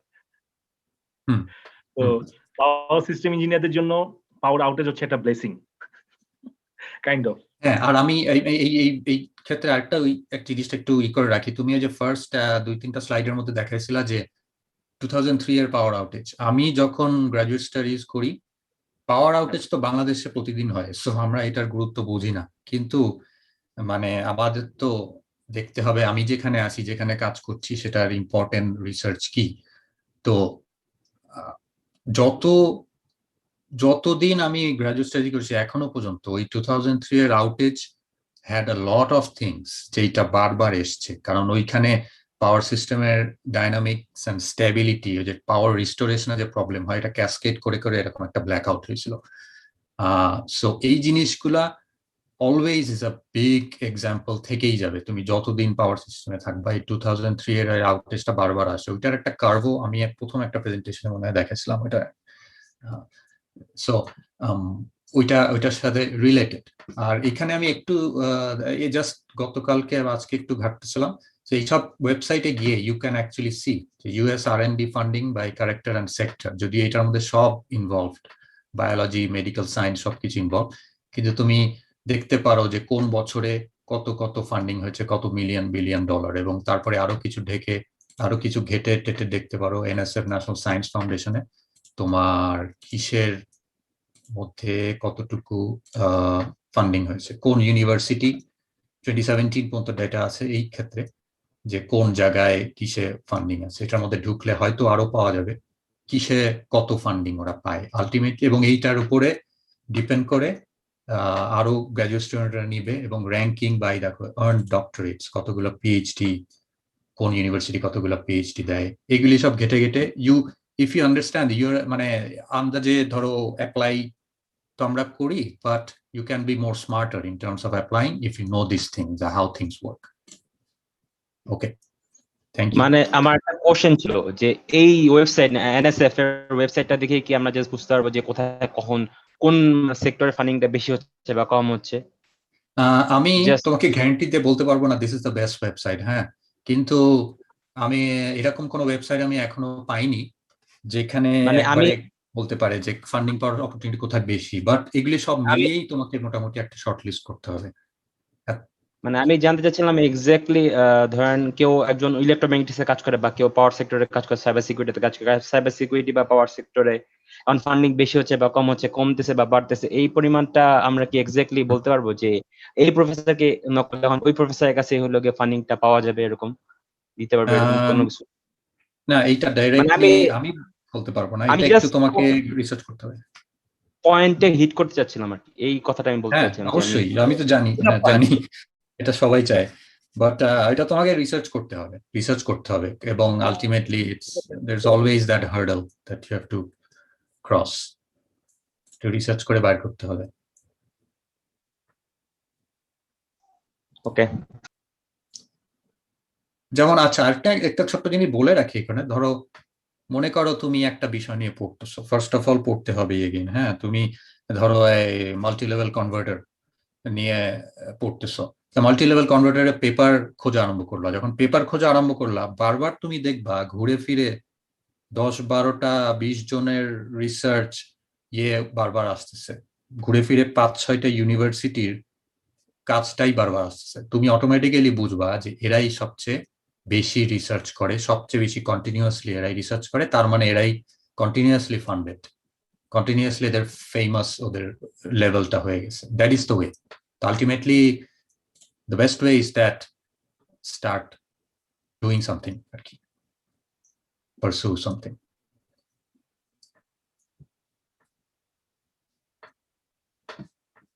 আচ্ছা, আমি তোমাকে আবার শেয়ার স্ক্রিন দিয়ে দেই মোস্তফা। হ্যাঁ হ্যাঁ, আমি অবশ্য আরেকটা স্লাইডই বাকি আছে। আচ্ছা, হ্যাঁ, তুমি এখন স্ক্রিন শেয়ার করতে পারো। হ্যাঁ, আচ্ছা, আমি জব অপরচুনিটিসটা এটা লাস্টে আপনি একটু বললেন, ঠিক আছে, আমি জাস্ট এই স্লাইডটা বলে দিই। পিএইচডি অপরচুনিটিস, যেটা আমার পার্সোনাল এক্সপেরিয়েন্স থেকে আমি হয়তো বলতে পারবো স্টুডেন্টদের জন্য, এটা হচ্ছে শুধুমাত্র স্টুডেন্টদের জন্য। তো এটা আসলে নট লিমিটেড বলে রাখছি, কারণ হচ্ছে আমি চাইছিলাম যে আরেকটু বড় ডাটাবেস বানাইতে, আমার কাছে ছিল, বাট আমি হচ্ছে গিয়ে টাইম কনস্ট্রেন্টের কারণে বানাইতে পারিনি। তো পাওয়ার সিস্টেমস আর এনার্জি সিস্টেমস নিয়ে রিসার্চে তো অনেক জায়গাতেই হয়, বাট হচ্ছে গিয়ে এখানে 5টা ইউনিভার্সিটির নাম আমি মেনশন করছি। এদের হচ্ছে গিয়ে পাওয়ার সিস্টেম এবং এনার্জির জন্য আলাদা ইনস্টিটিউট আছে। আলাদা ইনস্টিটিউট থাকা মানে হচ্ছে ওদের অনেক বড় গ্রুপ আছে, প্রায় প্রত্যেকটা জায়গাতে ইনস্টিটিউটেই 6-7জন করে প্রফেসর, এবং পাওয়ার এবং এনার্জি সিস্টেমে ওই প্রতি বছরে ওরা 7 থেকে 8 জন বা 10 জন স্টুডেন্ট রিক্রুট করে।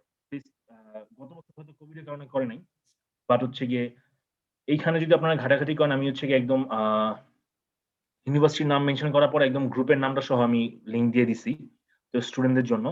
তো স্টুডেন্টরা হচ্ছে গিয়ে এখানে গিয়ে ইজিলি হচ্ছে গিয়ে প্রফেসরদেরকে খুঁজে বের করতে পারে, প্রফেসরদেরকে খুঁজে বের করে রিসার্চ ইন্টারেস্ট মেলাতে পারে পাওয়ার সেক্টরে কোন জায়গায় রিসার্চ করে।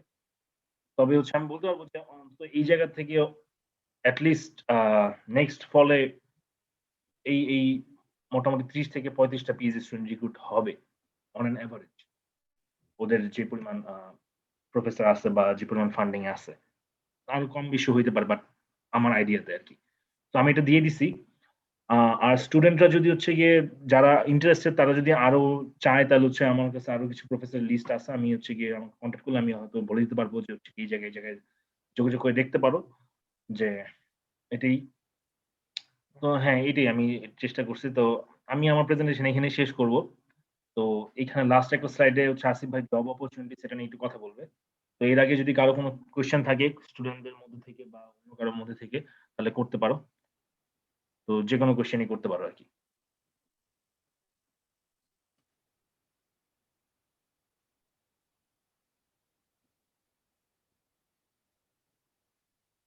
ঠিক আছে, কারো মনে হয় কোনো কোয়েশ্চেন নাই। ঠিক আছে, যদি কেউ হচ্ছে এই ব্যাপারে ইন্টারেস্টেড থাকে তাহলে হচ্ছে আমার সাথে যোগাযোগ করলে আমি হেল্প করার চেষ্টা করবো আর কি, যে কিভাবে অ্যাপ্রোচ করা যেতে পারে, বেসিক সার্ভে পেপার কোন কোন পেপার পড়া যেতে পারে।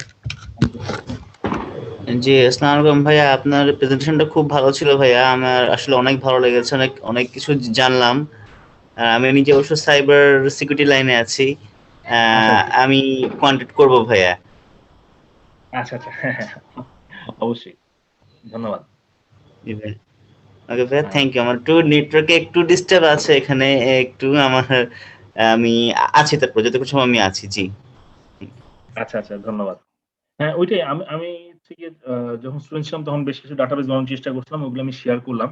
সো এই 5টা গ্রুপ হয়তো বের করতে অনেকের অনেকদিন সময় লাগতো, কারণ এগুলো তো মানে হয়তো কেউ না জানলে বের করতে পারে না।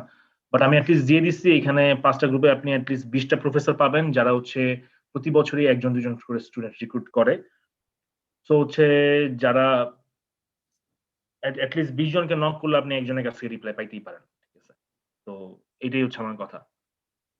তো হ্যাঁ, আসিফ ভাই আপনি এই স্লাইডটা জব অপরচুনিটিস নিয়ে, এটা তো পিএইচডি আমি বললাম, তো আপনি ফার্দার জব অপরচুনিটিস নিয়ে আমি কিছুটা সেগ্রিগেট করছি, বাট আমার কাছে মনে হয় আমার থেকে আপনার এই ব্যাপারে নলেজ অনেক বেশি এবং আপনি আরো ভালো বলতে পারবেন। তো আপনি একটু বলেন এই ব্যাপারে। হ্যাঁ, থ্যাংক ইউ। এই জিনিসগুলা অপরচুনিটি গুলো অবশ্য ওয়েবেই ওরা পেয়ে যাবে, কিন্তু ওই যে প্রথমে ন্যাশনাল ল্যাবরেটরিজ অফ ইউএস, এইগুলা ইম্পর্টেন্ট, স্পেশালি পাওয়ার সিস্টেমের উপর বেস করে হলে। পিএনএনএল দিয়ে জানি কি হয়, আই ফরগট, এটা অনেকদিন আমি ওই আমাদের ওয়াশিংটনের যে ন্যাশনাল ল্যাবটা, Pacific North West National Laboratory. Oh okay, হ্যাঁ। এই পিএনএনএল, তারপর NRL National Renewable Energy Lab, Sandia National Lab, Idaho Lawrence Livermore National Laboratory, তারপরে ওক রিজ ন্যাশনাল ল্যাব, যেখানে আমি যখন মাস্টার্সে পাওয়ার ইলেকট্রনিক্স এর উপর একটা থিসিস করছিলাম ঢাকা ইউনিভার্সিটিতে, তখন ডক্টর লিওন টলবার্ট, যিনি এখনো অনেক ফেমাস মাল্টি লেভেল ইনভার্টার বা ইনভার্টার কনভার্টার টেকনোলজিতে। আমি ওনার পেপার দেখতে দেখতে আমি দেখি যে ওনার পেপার আমি বারবার পাচ্ছি, তারপর ওনাকে আমি নকও করছিলাম, ওনার সাথে টেলিফোনে আমার একটা ইন্টারভিউ হয়েছিল, but he did not higher me. তো ওক রিজ ন্যাশনাল ল্যাবে উনি অনেক দিন ধরে 20-25 বছর ধরে ইজ লাইক রিসার্চিং, হয়তো এখনো অনেক ফেমাস উনি। তো এই ধরনের ল্যাবরেটরি গুলাতে হচ্ছে they already are doing a lot of things, ওরা স্পেশালাইজড হয়ে গেছে। যেমন ন্যাশনাল রিনিউয়েবল এনার্জি ল্যাব অনেক বছর যাবত এখন এই যে নতুন রিনিউয়েবল এনার্জি অ্যান্ড এভরিথিং এ এখানে সব রিসার্চাররা জড়ো হয়ে এদের সাথে করে, এখানে অনেক ইউনিভার্সিটি কোলাবোরেশন আছে। এই সব জিনিসগুলোও তোমাদের ঘাটাঘাটি করতে হবে যে কি হচ্ছে। ওকে, আর ইন্ডাস্ট্রির মধ্যে যারা বড় ইন্ডাস্ট্রি তারাই বেশি রিসার্চ ফান্ডিং দেয়, আবার এরা বড় ইন্ডাস্ট্রিতে কাজ করলে তোমার অনেক ডিফারেন্ট ওয়ে, অনেক ডিফারেন্ট জিনিসে কাজ করার সুযোগ আসবে, যেগুলো ছোট ইন্ডাস্ট্রিতে হবে না। তো বড় ইন্ডাস্ট্রির মধ্যে, পাওয়ার সিস্টেম ইন্ডাস্ট্রির মধ্যে General Electric, Siemens, Schneider Electric, তারপরে ও আরেকটা জিনিস মেনশন করেনি, এসিএল, শ্রাইটজার ইঞ্জিনিয়ারিং ল্যাব, আরো অনেক আছে আসলে। এসিএল হচ্ছে আমার আমি যে শহরে থাকি সেই শহরেই। হ্যাঁ, এসিএল হচ্ছে গিয়ে আমার খুব প্রিয় ডিভাইস।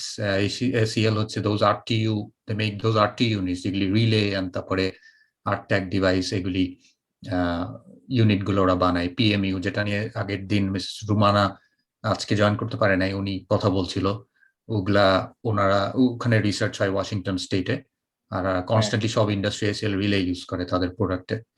আর পাওয়ার ইউটিলিটি কোম্পানি, এগুলি তো all kinds of power utility company, power utility equipment company. আমার যে কোম্পানিতে আমি কাজ করি সেটা পাওয়ার ইউটিলিটি ইকুইপমেন্ট তৈরি করে, SNC electric company. But power utility company comet, Commonwealth Edison, তারপরে তোমার ইয়েতে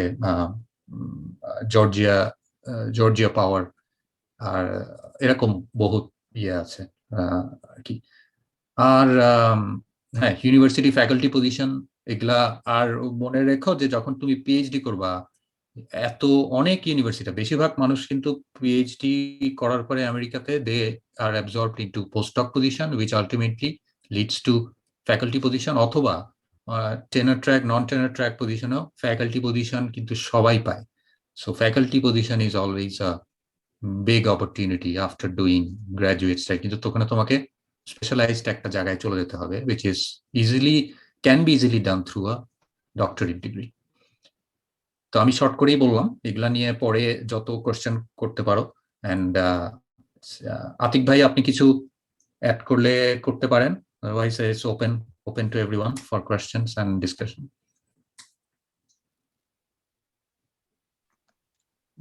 না, আমি কিছু বলার নাই, সুন্দর প্রেজেন্টেশন, একটু শুনলাম, অনেক কিছু জানলাম। Thank you.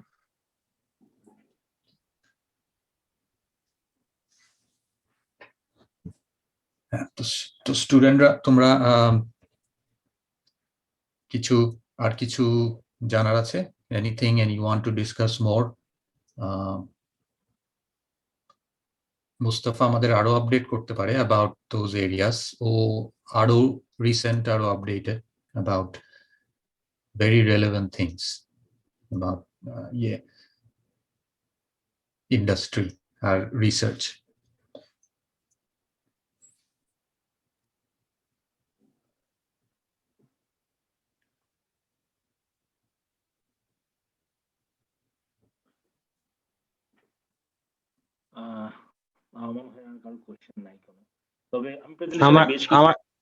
আমার একটা কোশ্চেন ছিল রবি ভাই।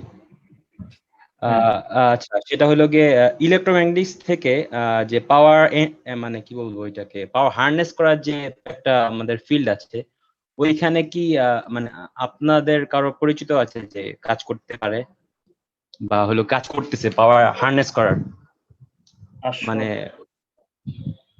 বুঝতে পারতেছেন আপনি পাওয়ার হারনেস করার? না, আমি আসলে এই ব্যাপারটা নিয়ে আমি আসলে খুব বেশি জানি না। ইলেকট্রোম্যাগনেটিক্স বা ওই জায়গাতে যখনই চলে যাই, আমি খুব অন্ধকার জায়গায় চলে যাই, আমি আসলে ওই ব্যাপারটা খুব ভালো জানি না। তো আসিফ ভাই, আপনি কি কিছু বলতে পারবেন এই ব্যাপারে? তুমি একটু বুঝায় বলো ইলেকট্রোম্যাগনেটিক্স মানে? মানে হলো গিয়ে আমি বলতে চাচ্ছি যে হলো গিয়ে আরএফ সিগন্যাল বা হলো গিয়ে যে আমাদের যে অ্যান্টেনা থেকে যে পাওয়ার গেইন বা পাওয়ার হারনেস করার যে ইস্যুটা যে ছিল, যদিও খুব কম পরিমাণে পাওয়ার হারনেস করা যায়, এইটার কি মানে কোনো ফিউচার আছে কিনা? আমি এটা জানি, ফিউচার প্রসপেক্ট আছে কিনা যে অ্যান্টেনা থেকে বা এরকম ফিউচার প্রসপেক্ট আছে কিনা, এটা আমি জানতে চাচ্ছিলাম। যে ফিউচার প্রসপেক্ট নিশ্চয়ই আছে, কারণ এটা তো আসলে ওয়্যারলেস পাওয়ার ট্রান্সফার ব্যাপারটা। হ্যাঁ, ওয়্যারলেস পাওয়ার ট্রান্সফার। হ্যাঁ, তবে ওয়্যারলেস পাওয়ার ট্রান্সফার কিন্তু একটা ছোট অংশ অফ আ বিগ থিং। হ্যাঁ, তো ওয়্যারলেস পাওয়ার ট্রান্সফার তো এখন ওয়্যারলেস চার্জিং আছে মোবাইলে, so that's the big improvement, যে মোটামুটি চার্জ করা যায়। এটার এফিসিয়েন্সি খুব কম, কিন্তু মানে ওয়্যারলেস ট্রান্সফার অনেক ধীরে ধীরে আগাচ্ছে আর কি। প্রসপেক্ট তো আছেই, কিন্তু মানে আমার জানা নাই এক্স্যাক্টলি, এত পিন পয়েন্ট ভাবে কি ওইটাতে রিসার্চ রেডিলি আমি বলতে পারবো না, কিন্তু হচ্ছে রিসার্চ ডেফিনেটলি, বিকজ এটার প্রসপেক্ট থাকবে। আমি কয়েকটা পেপার দেখছি, কিন্তু খুব মানে সিগনিফিক্যান্ট কোনো পেপার আমি এখন পর্যন্ত পাই নাই এই জায়গাতে।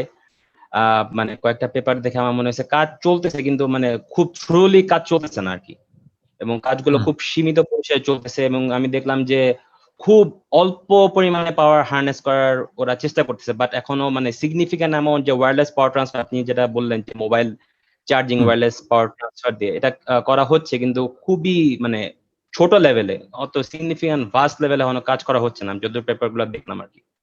মানে আমার পেপার থেকে আমি এগুলো দেখছি, এজন্য আমি আমার কিউরিওসিটি জাগছে যে আমি কোশ্চেনটা করি, এইজন্য কোশ্চেনটা করা। শিওর। তোমার আর আরেকটা জিনিস হচ্ছে, আমি বলবো যদি কোনো কিছুতে ইন্টারেস্ট থাকলে there is always a community, always a group. হ্যাঁ, এবং সেটা অনেক বেটার। তোমার যদি জেনুইন ইন্টারেস্ট থাকে যে এটাই তুমি পড়বা, তুমি যদি সায়েন্স পড়ো, ইঞ্জিনিয়ারিং পড়ো, তুমি এই বিষয় পড়বা, then you should stick to ইট।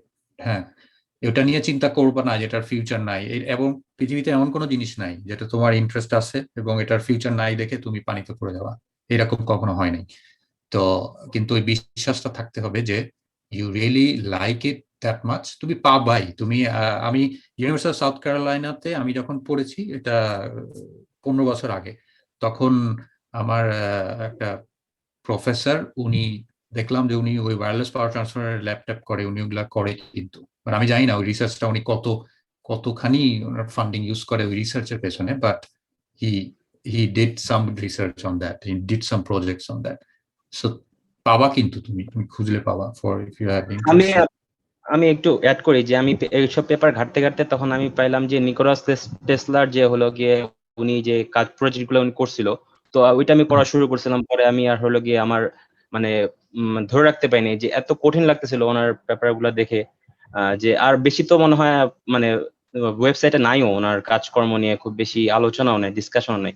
তো আমি এটা পাইনি খুঁজে আর পরে, কিন্তু আমার কাছে মনে হয়েছে যে এখান থেকে কিছু একটা করা যায় বা করা যেতে পারে সামনে ভবিষ্যতে, ফিউচার বা ওয়্যারলেস পাওয়ার ট্রান্সফারের ফিউচার আমি দেখি আসলে। না, তোমার একটু খুঁজতে হবে, তো আছে তো তুমি পাচ্ছ না। অনেক সময় আছে কি যে কোনো একটা কিওয়ার্ড, কোনো একটা পথ তুমি হুট করে ধরতে পারতেছো না, কোনো একটা কিওয়ার্ড কেউ তোমাকে বলে নাই, তুমি অনেক পরে পরে কারোর কাছ থেকে শুনলা, তারপর ওইটা দিয়ে ঘেটে দেখলে একদম পুরো আরেকটা ইয়ে খুলে গেল, অ্যাভিনিউ খুলে গেল, নতুন একটা ডোর খুলে গেল। হ্যাঁ, নতুন একটা ডোর খুলে গেল এরকম। জি জি জি ভাই, আমি কি কিছু অ্যাড করতে পারি ওহির এই কোশ্চেনে? হ্যাঁ, শিওর। হ্যাঁ, ওহি, তুই যেটা জিজ্ঞেস করলি, আমার মনে হয় যে আসিফ ভাই যেটা বললো যে ভেরি পিন পয়েন্ট এরিয়া, তো সেই ক্ষেত্রে একটা অপশন এমন হইতে পারে যে সাপোজ তোরটা যদি ইলেকট্রোম্যাগনেটিক্স অথবা আরএফ পাওয়ার ট্রান্সফার নিয়ে হয়, so look at the bigger picture, যে প্রফেসররা হচ্ছে আরএফ পাওয়ার ট্রান্সফার নিয়ে কাজ করে বা আরএফ ফ্রিকোয়েন্সি নিয়ে কাজ করেন, সিগন্যাল ট্রান্সফার নিয়ে কাজ করেন। সো যারা আরএফ কমিউনিকেশন নিয়ে যে প্রফেসর গুলো কাজ করেন, তুই যদি ওনাদের সাথে রিচ আউট করস, সো তুই যখন একটা পিএইচডি স্টুডেন্ট হিসেবে একজন প্রফেসর যিনি আরএফ ফ্রিকোয়েন্সি এবং আরএফ পাওয়ার নিয়ে কাজ করতেছে বা সিগন্যাল ট্রান্সফার নিয়ে কাজ করতেছে, তো তুই পিএইচডি হয় তুই মাল্টিপল প্রজেক্টে কাজ করবি। ইটস নট লাইক যে তুই প্রথম যে প্রজেক্টে ঢুকছিস এটাতেই তোর ফাইনাল প্রপোজাল দিয়ে ডিফেন্স দিয়ে শেষ করতে পারবি। It's not like that. তো তুই যখন ওইটাতে ঢুকবি তখন তুই প্রফেসরের সাথে এটা নিয়ে রেগুলার কথা বলতে পারবি, তাদের টিম আছে আর অন্যান্য প্রফেসর থাকবে। তুই তোর ইন্টারেস্ট থাকলে তুই তখন ওই জিনিসগুলা টাচে দিলে, সো প্রফেসর যদি মনে করে যে না তুই এটা নিয়ে স্টাডি করতেছিস বা তোর ইন্টারেস্ট আছে বা একটা ফ্রেশ আইডিয়া আছে তোর, সেই ক্ষেত্রে তবে পিএইচডি 4-5 বছরের ভিতর তোরে কোনো এক সময় বলবো ওকে নাও তুমি এটা নিয়ে কিছুদিন কাজ করো, ইফ দিস ইজ গুড তাহলে এটা তোর একটা প্রজেক্ট হবে। সো একদম পিন পয়েন্ট না খুঁজে ইউ বেটার লুক যে রিলেটেড প্রফেসর কারা, দেন তুই যদি কোনো একটা ল্যাবে ঢুকিস বা প্রফেসরের সাথে ঢুকিস, then you can got into more pinpoint area. আমি তো একদম স্পেসিফিক খুঁজি, এই জন্যই মনে হয় আসলে প্রবলেমটা। তোর পিএইচডি তে দেখা যাবে হয়তো 4-5 বছরে তোকে মাল্টিপল প্রজেক্টে প্রফেসর ঢোকাবে বা বিভিন্ন সময় যেটা থেকে ফান্ড আসে ওইটাতেই তোকে দিবে। So in this meantime time 6 মাস 1 বছরের জন্য তোর যদি এটাতে স্টাডি কন্টিনিউ থাকে বা তুই মাঝে মাঝে কথা বলিস, সেই ক্ষেত্রে দেখা যাবে যে এটা নিয়ে হয়তো তুই 6 মাসে কাজ করতে পারবি বা এটা নিয়ে তোর পিএইচডি 3-4টা পেপারের মাঝে একটা পেপার হবে। So when you're looking for professor or university, then don't stuck into a pinpoint area. That's my suggestion. Thank you, bhai. Thank you, Shakil bhai. I got your point. আমি এই সুযোগে একটা জিনিস একটু বলে রাখি। ইন জেনারেল আমি একটা জিনিস খুব বিশ্বাস করি, and আমি জানি না মোস্তফা দেখছে কিনা, একটা অনেক আগের একটা ভিডিও আছে, রেলেভেন্ট দেখে এই জিনিসটা উল্লেখ করতেছি। র্যান্ডি পশ একজন প্রফেসর, কার্নেগি মেলনের প্রফেসর, উনি ক্যান্সারে মারা যান আর কি। তো তার আগে সে একটা লেকচার দিছিল সব ইউনিভার্সিটি। উনি খুব famous professor, Carnegie Mellon is very good in computer science. তো মারা যায়, তো ওনার একটা লেকচার দিছিল, it's call the last lecture by Randy Pausch. সেটা ইউটিউব ভিডিওতে আছে। লেকচারটা অনেক বড়, 1 ঘন্টার উপরে, এই জন্য অনেকে দেখতে চায় না। তো ওইখানে একজন আমাকে সাজেস্ট করছিল, আমি দেখেছিলাম অনেক বছর আগে, সেইখানে একটা স্লাইডে উনি অনেক কিছু ডিসক্রাইব করেছে ওখানে ওভারঅল লাইফে উনি কিভাবে কি করেছে আর কিভাবে চিন্তা করতো, এগুলা খুব জেনারেল, নট এনিথিং থিওরিটিক্যাল। তো ওখানে উনি একটা স্লাইডে একটা ব্রিক ওয়াল দিয়ে দেখাইছিল যে there is always a brick wall, এবং এই ব্রিক ওয়াল তুমি যা কিছু করতে যাবা এটা সবসময় সামনে একটা ওয়াল আসবে, এবং এই ওয়ালটা তোমাকে ঠেকানোর জন্য না, এই ওয়ালটা হচ্ছে যারা ওই জিনিসটা এনাফ ভাবে চায় না তাদেরকে দূরে রাখার জন্য। তো আমি এটা সবসময় ওনার এই ডিসক্রাইবটা খুব ভালো লেগেছিল, তুমি যদি এনাফ কোনো কিছু চাও তুমি যেন ওয়ালটা টপকাও, যেন ওয়ালটা তোমার সামনে রাখা হয়েছে। এটা তুমি স্পিরিচুয়ালি ধর্মের দিক থেকে বলো অথবা যে কোনো দিক থেকে বলো, this is the test that keeps the people. তুমি যদি এত সহজে তুমি মানে আমি with all due respect and আমি বলছি না এটা করা খারাপ, তুমি যদি ডাইরেক্টলি চাও যে আমাকে এরকম একটা পেয়ে যেতে হবে কোনো tactically, it's not the way it works, তাহলে যারা ওটা এনাফ চায় না তাদেরকে ফিল্টার করবে কিভাবে? সিস্টেমটাই এরকম, you have to slowly be, ধৈর্যশীল হয়ে কাজ করে অটোমেটিক তোমাকে তুলে নেবে, but you have to have that belief, that বিশ্বাস থাকতে হবে যে আমি সেটা সবচেয়ে বেশি চাই, সো আমি এইটা ডিঙ্গাবো। সো এটা এই প্রসঙ্গে একটু বলে রাখলাম, সো তোমরা এইভাবে একটু চিন্তা করার চেষ্টা করবা, there is always a way if you want that enough. আর না হলে অন্য কোনো বিষয় চলে যেতে পারো, অসুবিধা নাই, but you have to be মানে ডেডিকেটেড, মোর ডেডিকেটেড। এটা পয়েন্ট অফ ভিউটা ভাইয়া খুব ভালো লাগছে। আই গেস ওনার লেকচারটা দেখতে হবে। হ্যাঁ, র্যান্ডি পশ, RANDY, র্যান্ডি PAUSCH, র্যান্ডি পশ আমি লাস্ট। অলরেডি সার্চ করে খুঁজে পেয়েছি, লেকচারটা দেখে ফেলবো। থ্যাংক ইউ বলার জন্য ভাইয়া। থ্যাংক ইউ ভাইয়া, আসিফ ভাই এটা রেফারেন্সের জন্য। হ্যাঁ, নো প্রবলেম। আর ওই শাকিল যেটা বলছে এটাতে আমি খুব একমত যে আসলে পিন পয়েন্টে না খুঁজে একটু ব্রড এরিয়াতে, যখন অ্যাকচুয়ালি পিএইচডি অপরচুনিটির জন্য খোঁজা হয়, একটু ব্রড এরিয়াতে খুঁজলে আমার মনে হয় ভালো। কারণ একবার পিএইচডি গ্রুপে ঢুকে যাওয়ার পরে এটা প্রফেসরের উপর ডিপেন্ড করে, প্রফেসর ফান্ডিং এর উপর ডিপেন্ড করে যে আসলে কোথায় যাবে। এন্ড ইভেন যখন মানে প্রফেসর কোন একটা ফিল্ডের প্রফেসর, লাইক আমার প্রফেসর উনি হচ্ছে লেজারের খুবই ফেমাস প্রফেসর বা রিনোন প্রফেসর, বাট এখন যেমন মেশিন লার্নিং একটা বুমিং এরিয়া, সো দেখা যায় যে অন্যান্য ফিল্ডের যে প্রফেসর আছে কোয়াইট রিলেভেন্ট আর কি, যারা তারা দেখা যাচ্ছে এখন যেগুলাতে ফান্ডিং বেশি এরকম জায়গায় প্রপোজাল লিখতেছে, ফান্ডিং নিয়ে আসতেছে। সো ইভেন প্রফেসররা হচ্ছে অ্যাডাপ্ট করে, সুইচ করে অথবা নিজেদেরকে আপডেট করে, আপডেটেড এর সাথে। সো মানে কেউই আসলে ধর খুব স্টাক থাকে না রিসার্চে, যেমন তুই একটা প্রজেক্টে আসবি, অন্য প্রজেক্টে তুই 1 বছর পরে তোকে ট্রান্সফার করে দেবে প্রফেসর। সো আসিফ ভাইয়া যেটা বললো আর কি, যে তোর যদি কন্টিনিউটি থাকে এটা নিয়ে চিন্তা করার, সো তুই অন্য একটা প্রজেক্টে ঢুকেও পরবর্তীতে প্রফেসর বা টিম কাজ করার জন্য এনাফ পিপল পাবি আর কি, গ্রুপ অফ পিপল পাবি আর কি। ওকে, বুঝতে পারলাম।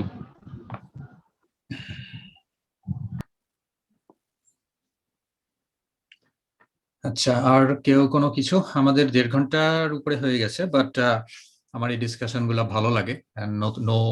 নো মানে কোনো কাউকে ফোর্স করা হচ্ছে না, কারো কোনো কিছু অ্যাড করার থাকলে করতে পারো, না হলে we can finish in 1 more minute. Let's see কেউ আছে কিনা।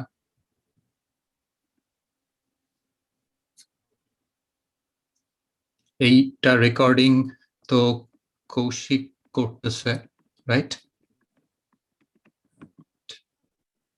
হ্যাঁ, তুমি এইটা ইয়েতে ওই যে শেয়ার্ড ফোল্ডারে আপলোড করে দিও আমাদের পাওয়ার এনার্জি সিস্টেম গ্রুপের। ওটাতে তুমি আছো না? মনে হয় আছো। নাই? আচ্ছা, তাহলে তোমাকে আমি অ্যাড করবো না ওই একটা ফোল্ডারে, যে ফোল্ডারে একটা বানাইছি আমি, ইটস কল্ড ওয়েবিনার প্রেজেন্টেশন না কি জানি, সেটাতে তুমি আপলোড করে দিও। তারপর সবাই এটা একটু ডাউনলোড করে নিও, কারণ এইগুলা অনেক জায়গা নিয়ে নেয় ওইখানে, গুগল ড্রাইভের তো জায়গা বেশি নাই।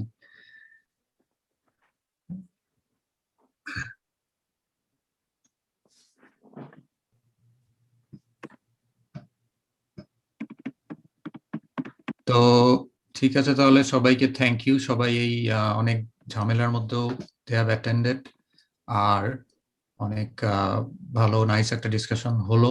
আর মুস্তফাকেও স্পেশালি থ্যাংক ইউ, খুব ভালো সুন্দর কিছু জিনিস দেখানোর জন্য, ইন্টারেস্টিং প্রেজেন্টেশনের জন্য। আর এই স্লাইডটারও একটা পিডিএফ করে আমাকে পাঠিয়ে দিও, আমি আপলোড করে রাখবো আমাদের শেয়ার ফোল্ডারে, সো পিপল ক্যান রেফার। আপনাদেরকেও ধন্যবাদ। আর হচ্ছে যদি আমাদের ডিপার্টমেন্ট থেকে কেউ এই লাইনে আসতে চায় বা আসে ভবিষ্যতে, তাহলে হচ্ছে গিয়ে এটা ভালো হবে, এর সাথে কাজ করা যাবে আর কি। সো দেখা যাক। মোস্তফা ভাই, আসিফ ভাই, খুবই ভালো প্রেজেন্টেশন হয়েছে। আমরা যারা পাওয়ার বা স্মার্ট পাওয়ার গ্রিড নিয়ে বা ইন্টেলিজেন্ট পাওয়ার গ্রিডের সিকিউরিটি নিয়ে জানতাম না, আমাদের একটা বেসিক ধারণা হয়েছে এবং ইন্টারেস্ট হয়েছে। Thank you so much. হ্যাঁ, you welcome, thank you. Okay, তাহলে সবাইকে খোদা হাফেজ। তাহলে থ্যাংক ইউ अगेन। হ্যাঁ, আমি তাহলে এন্ড করতেছি মিটিং।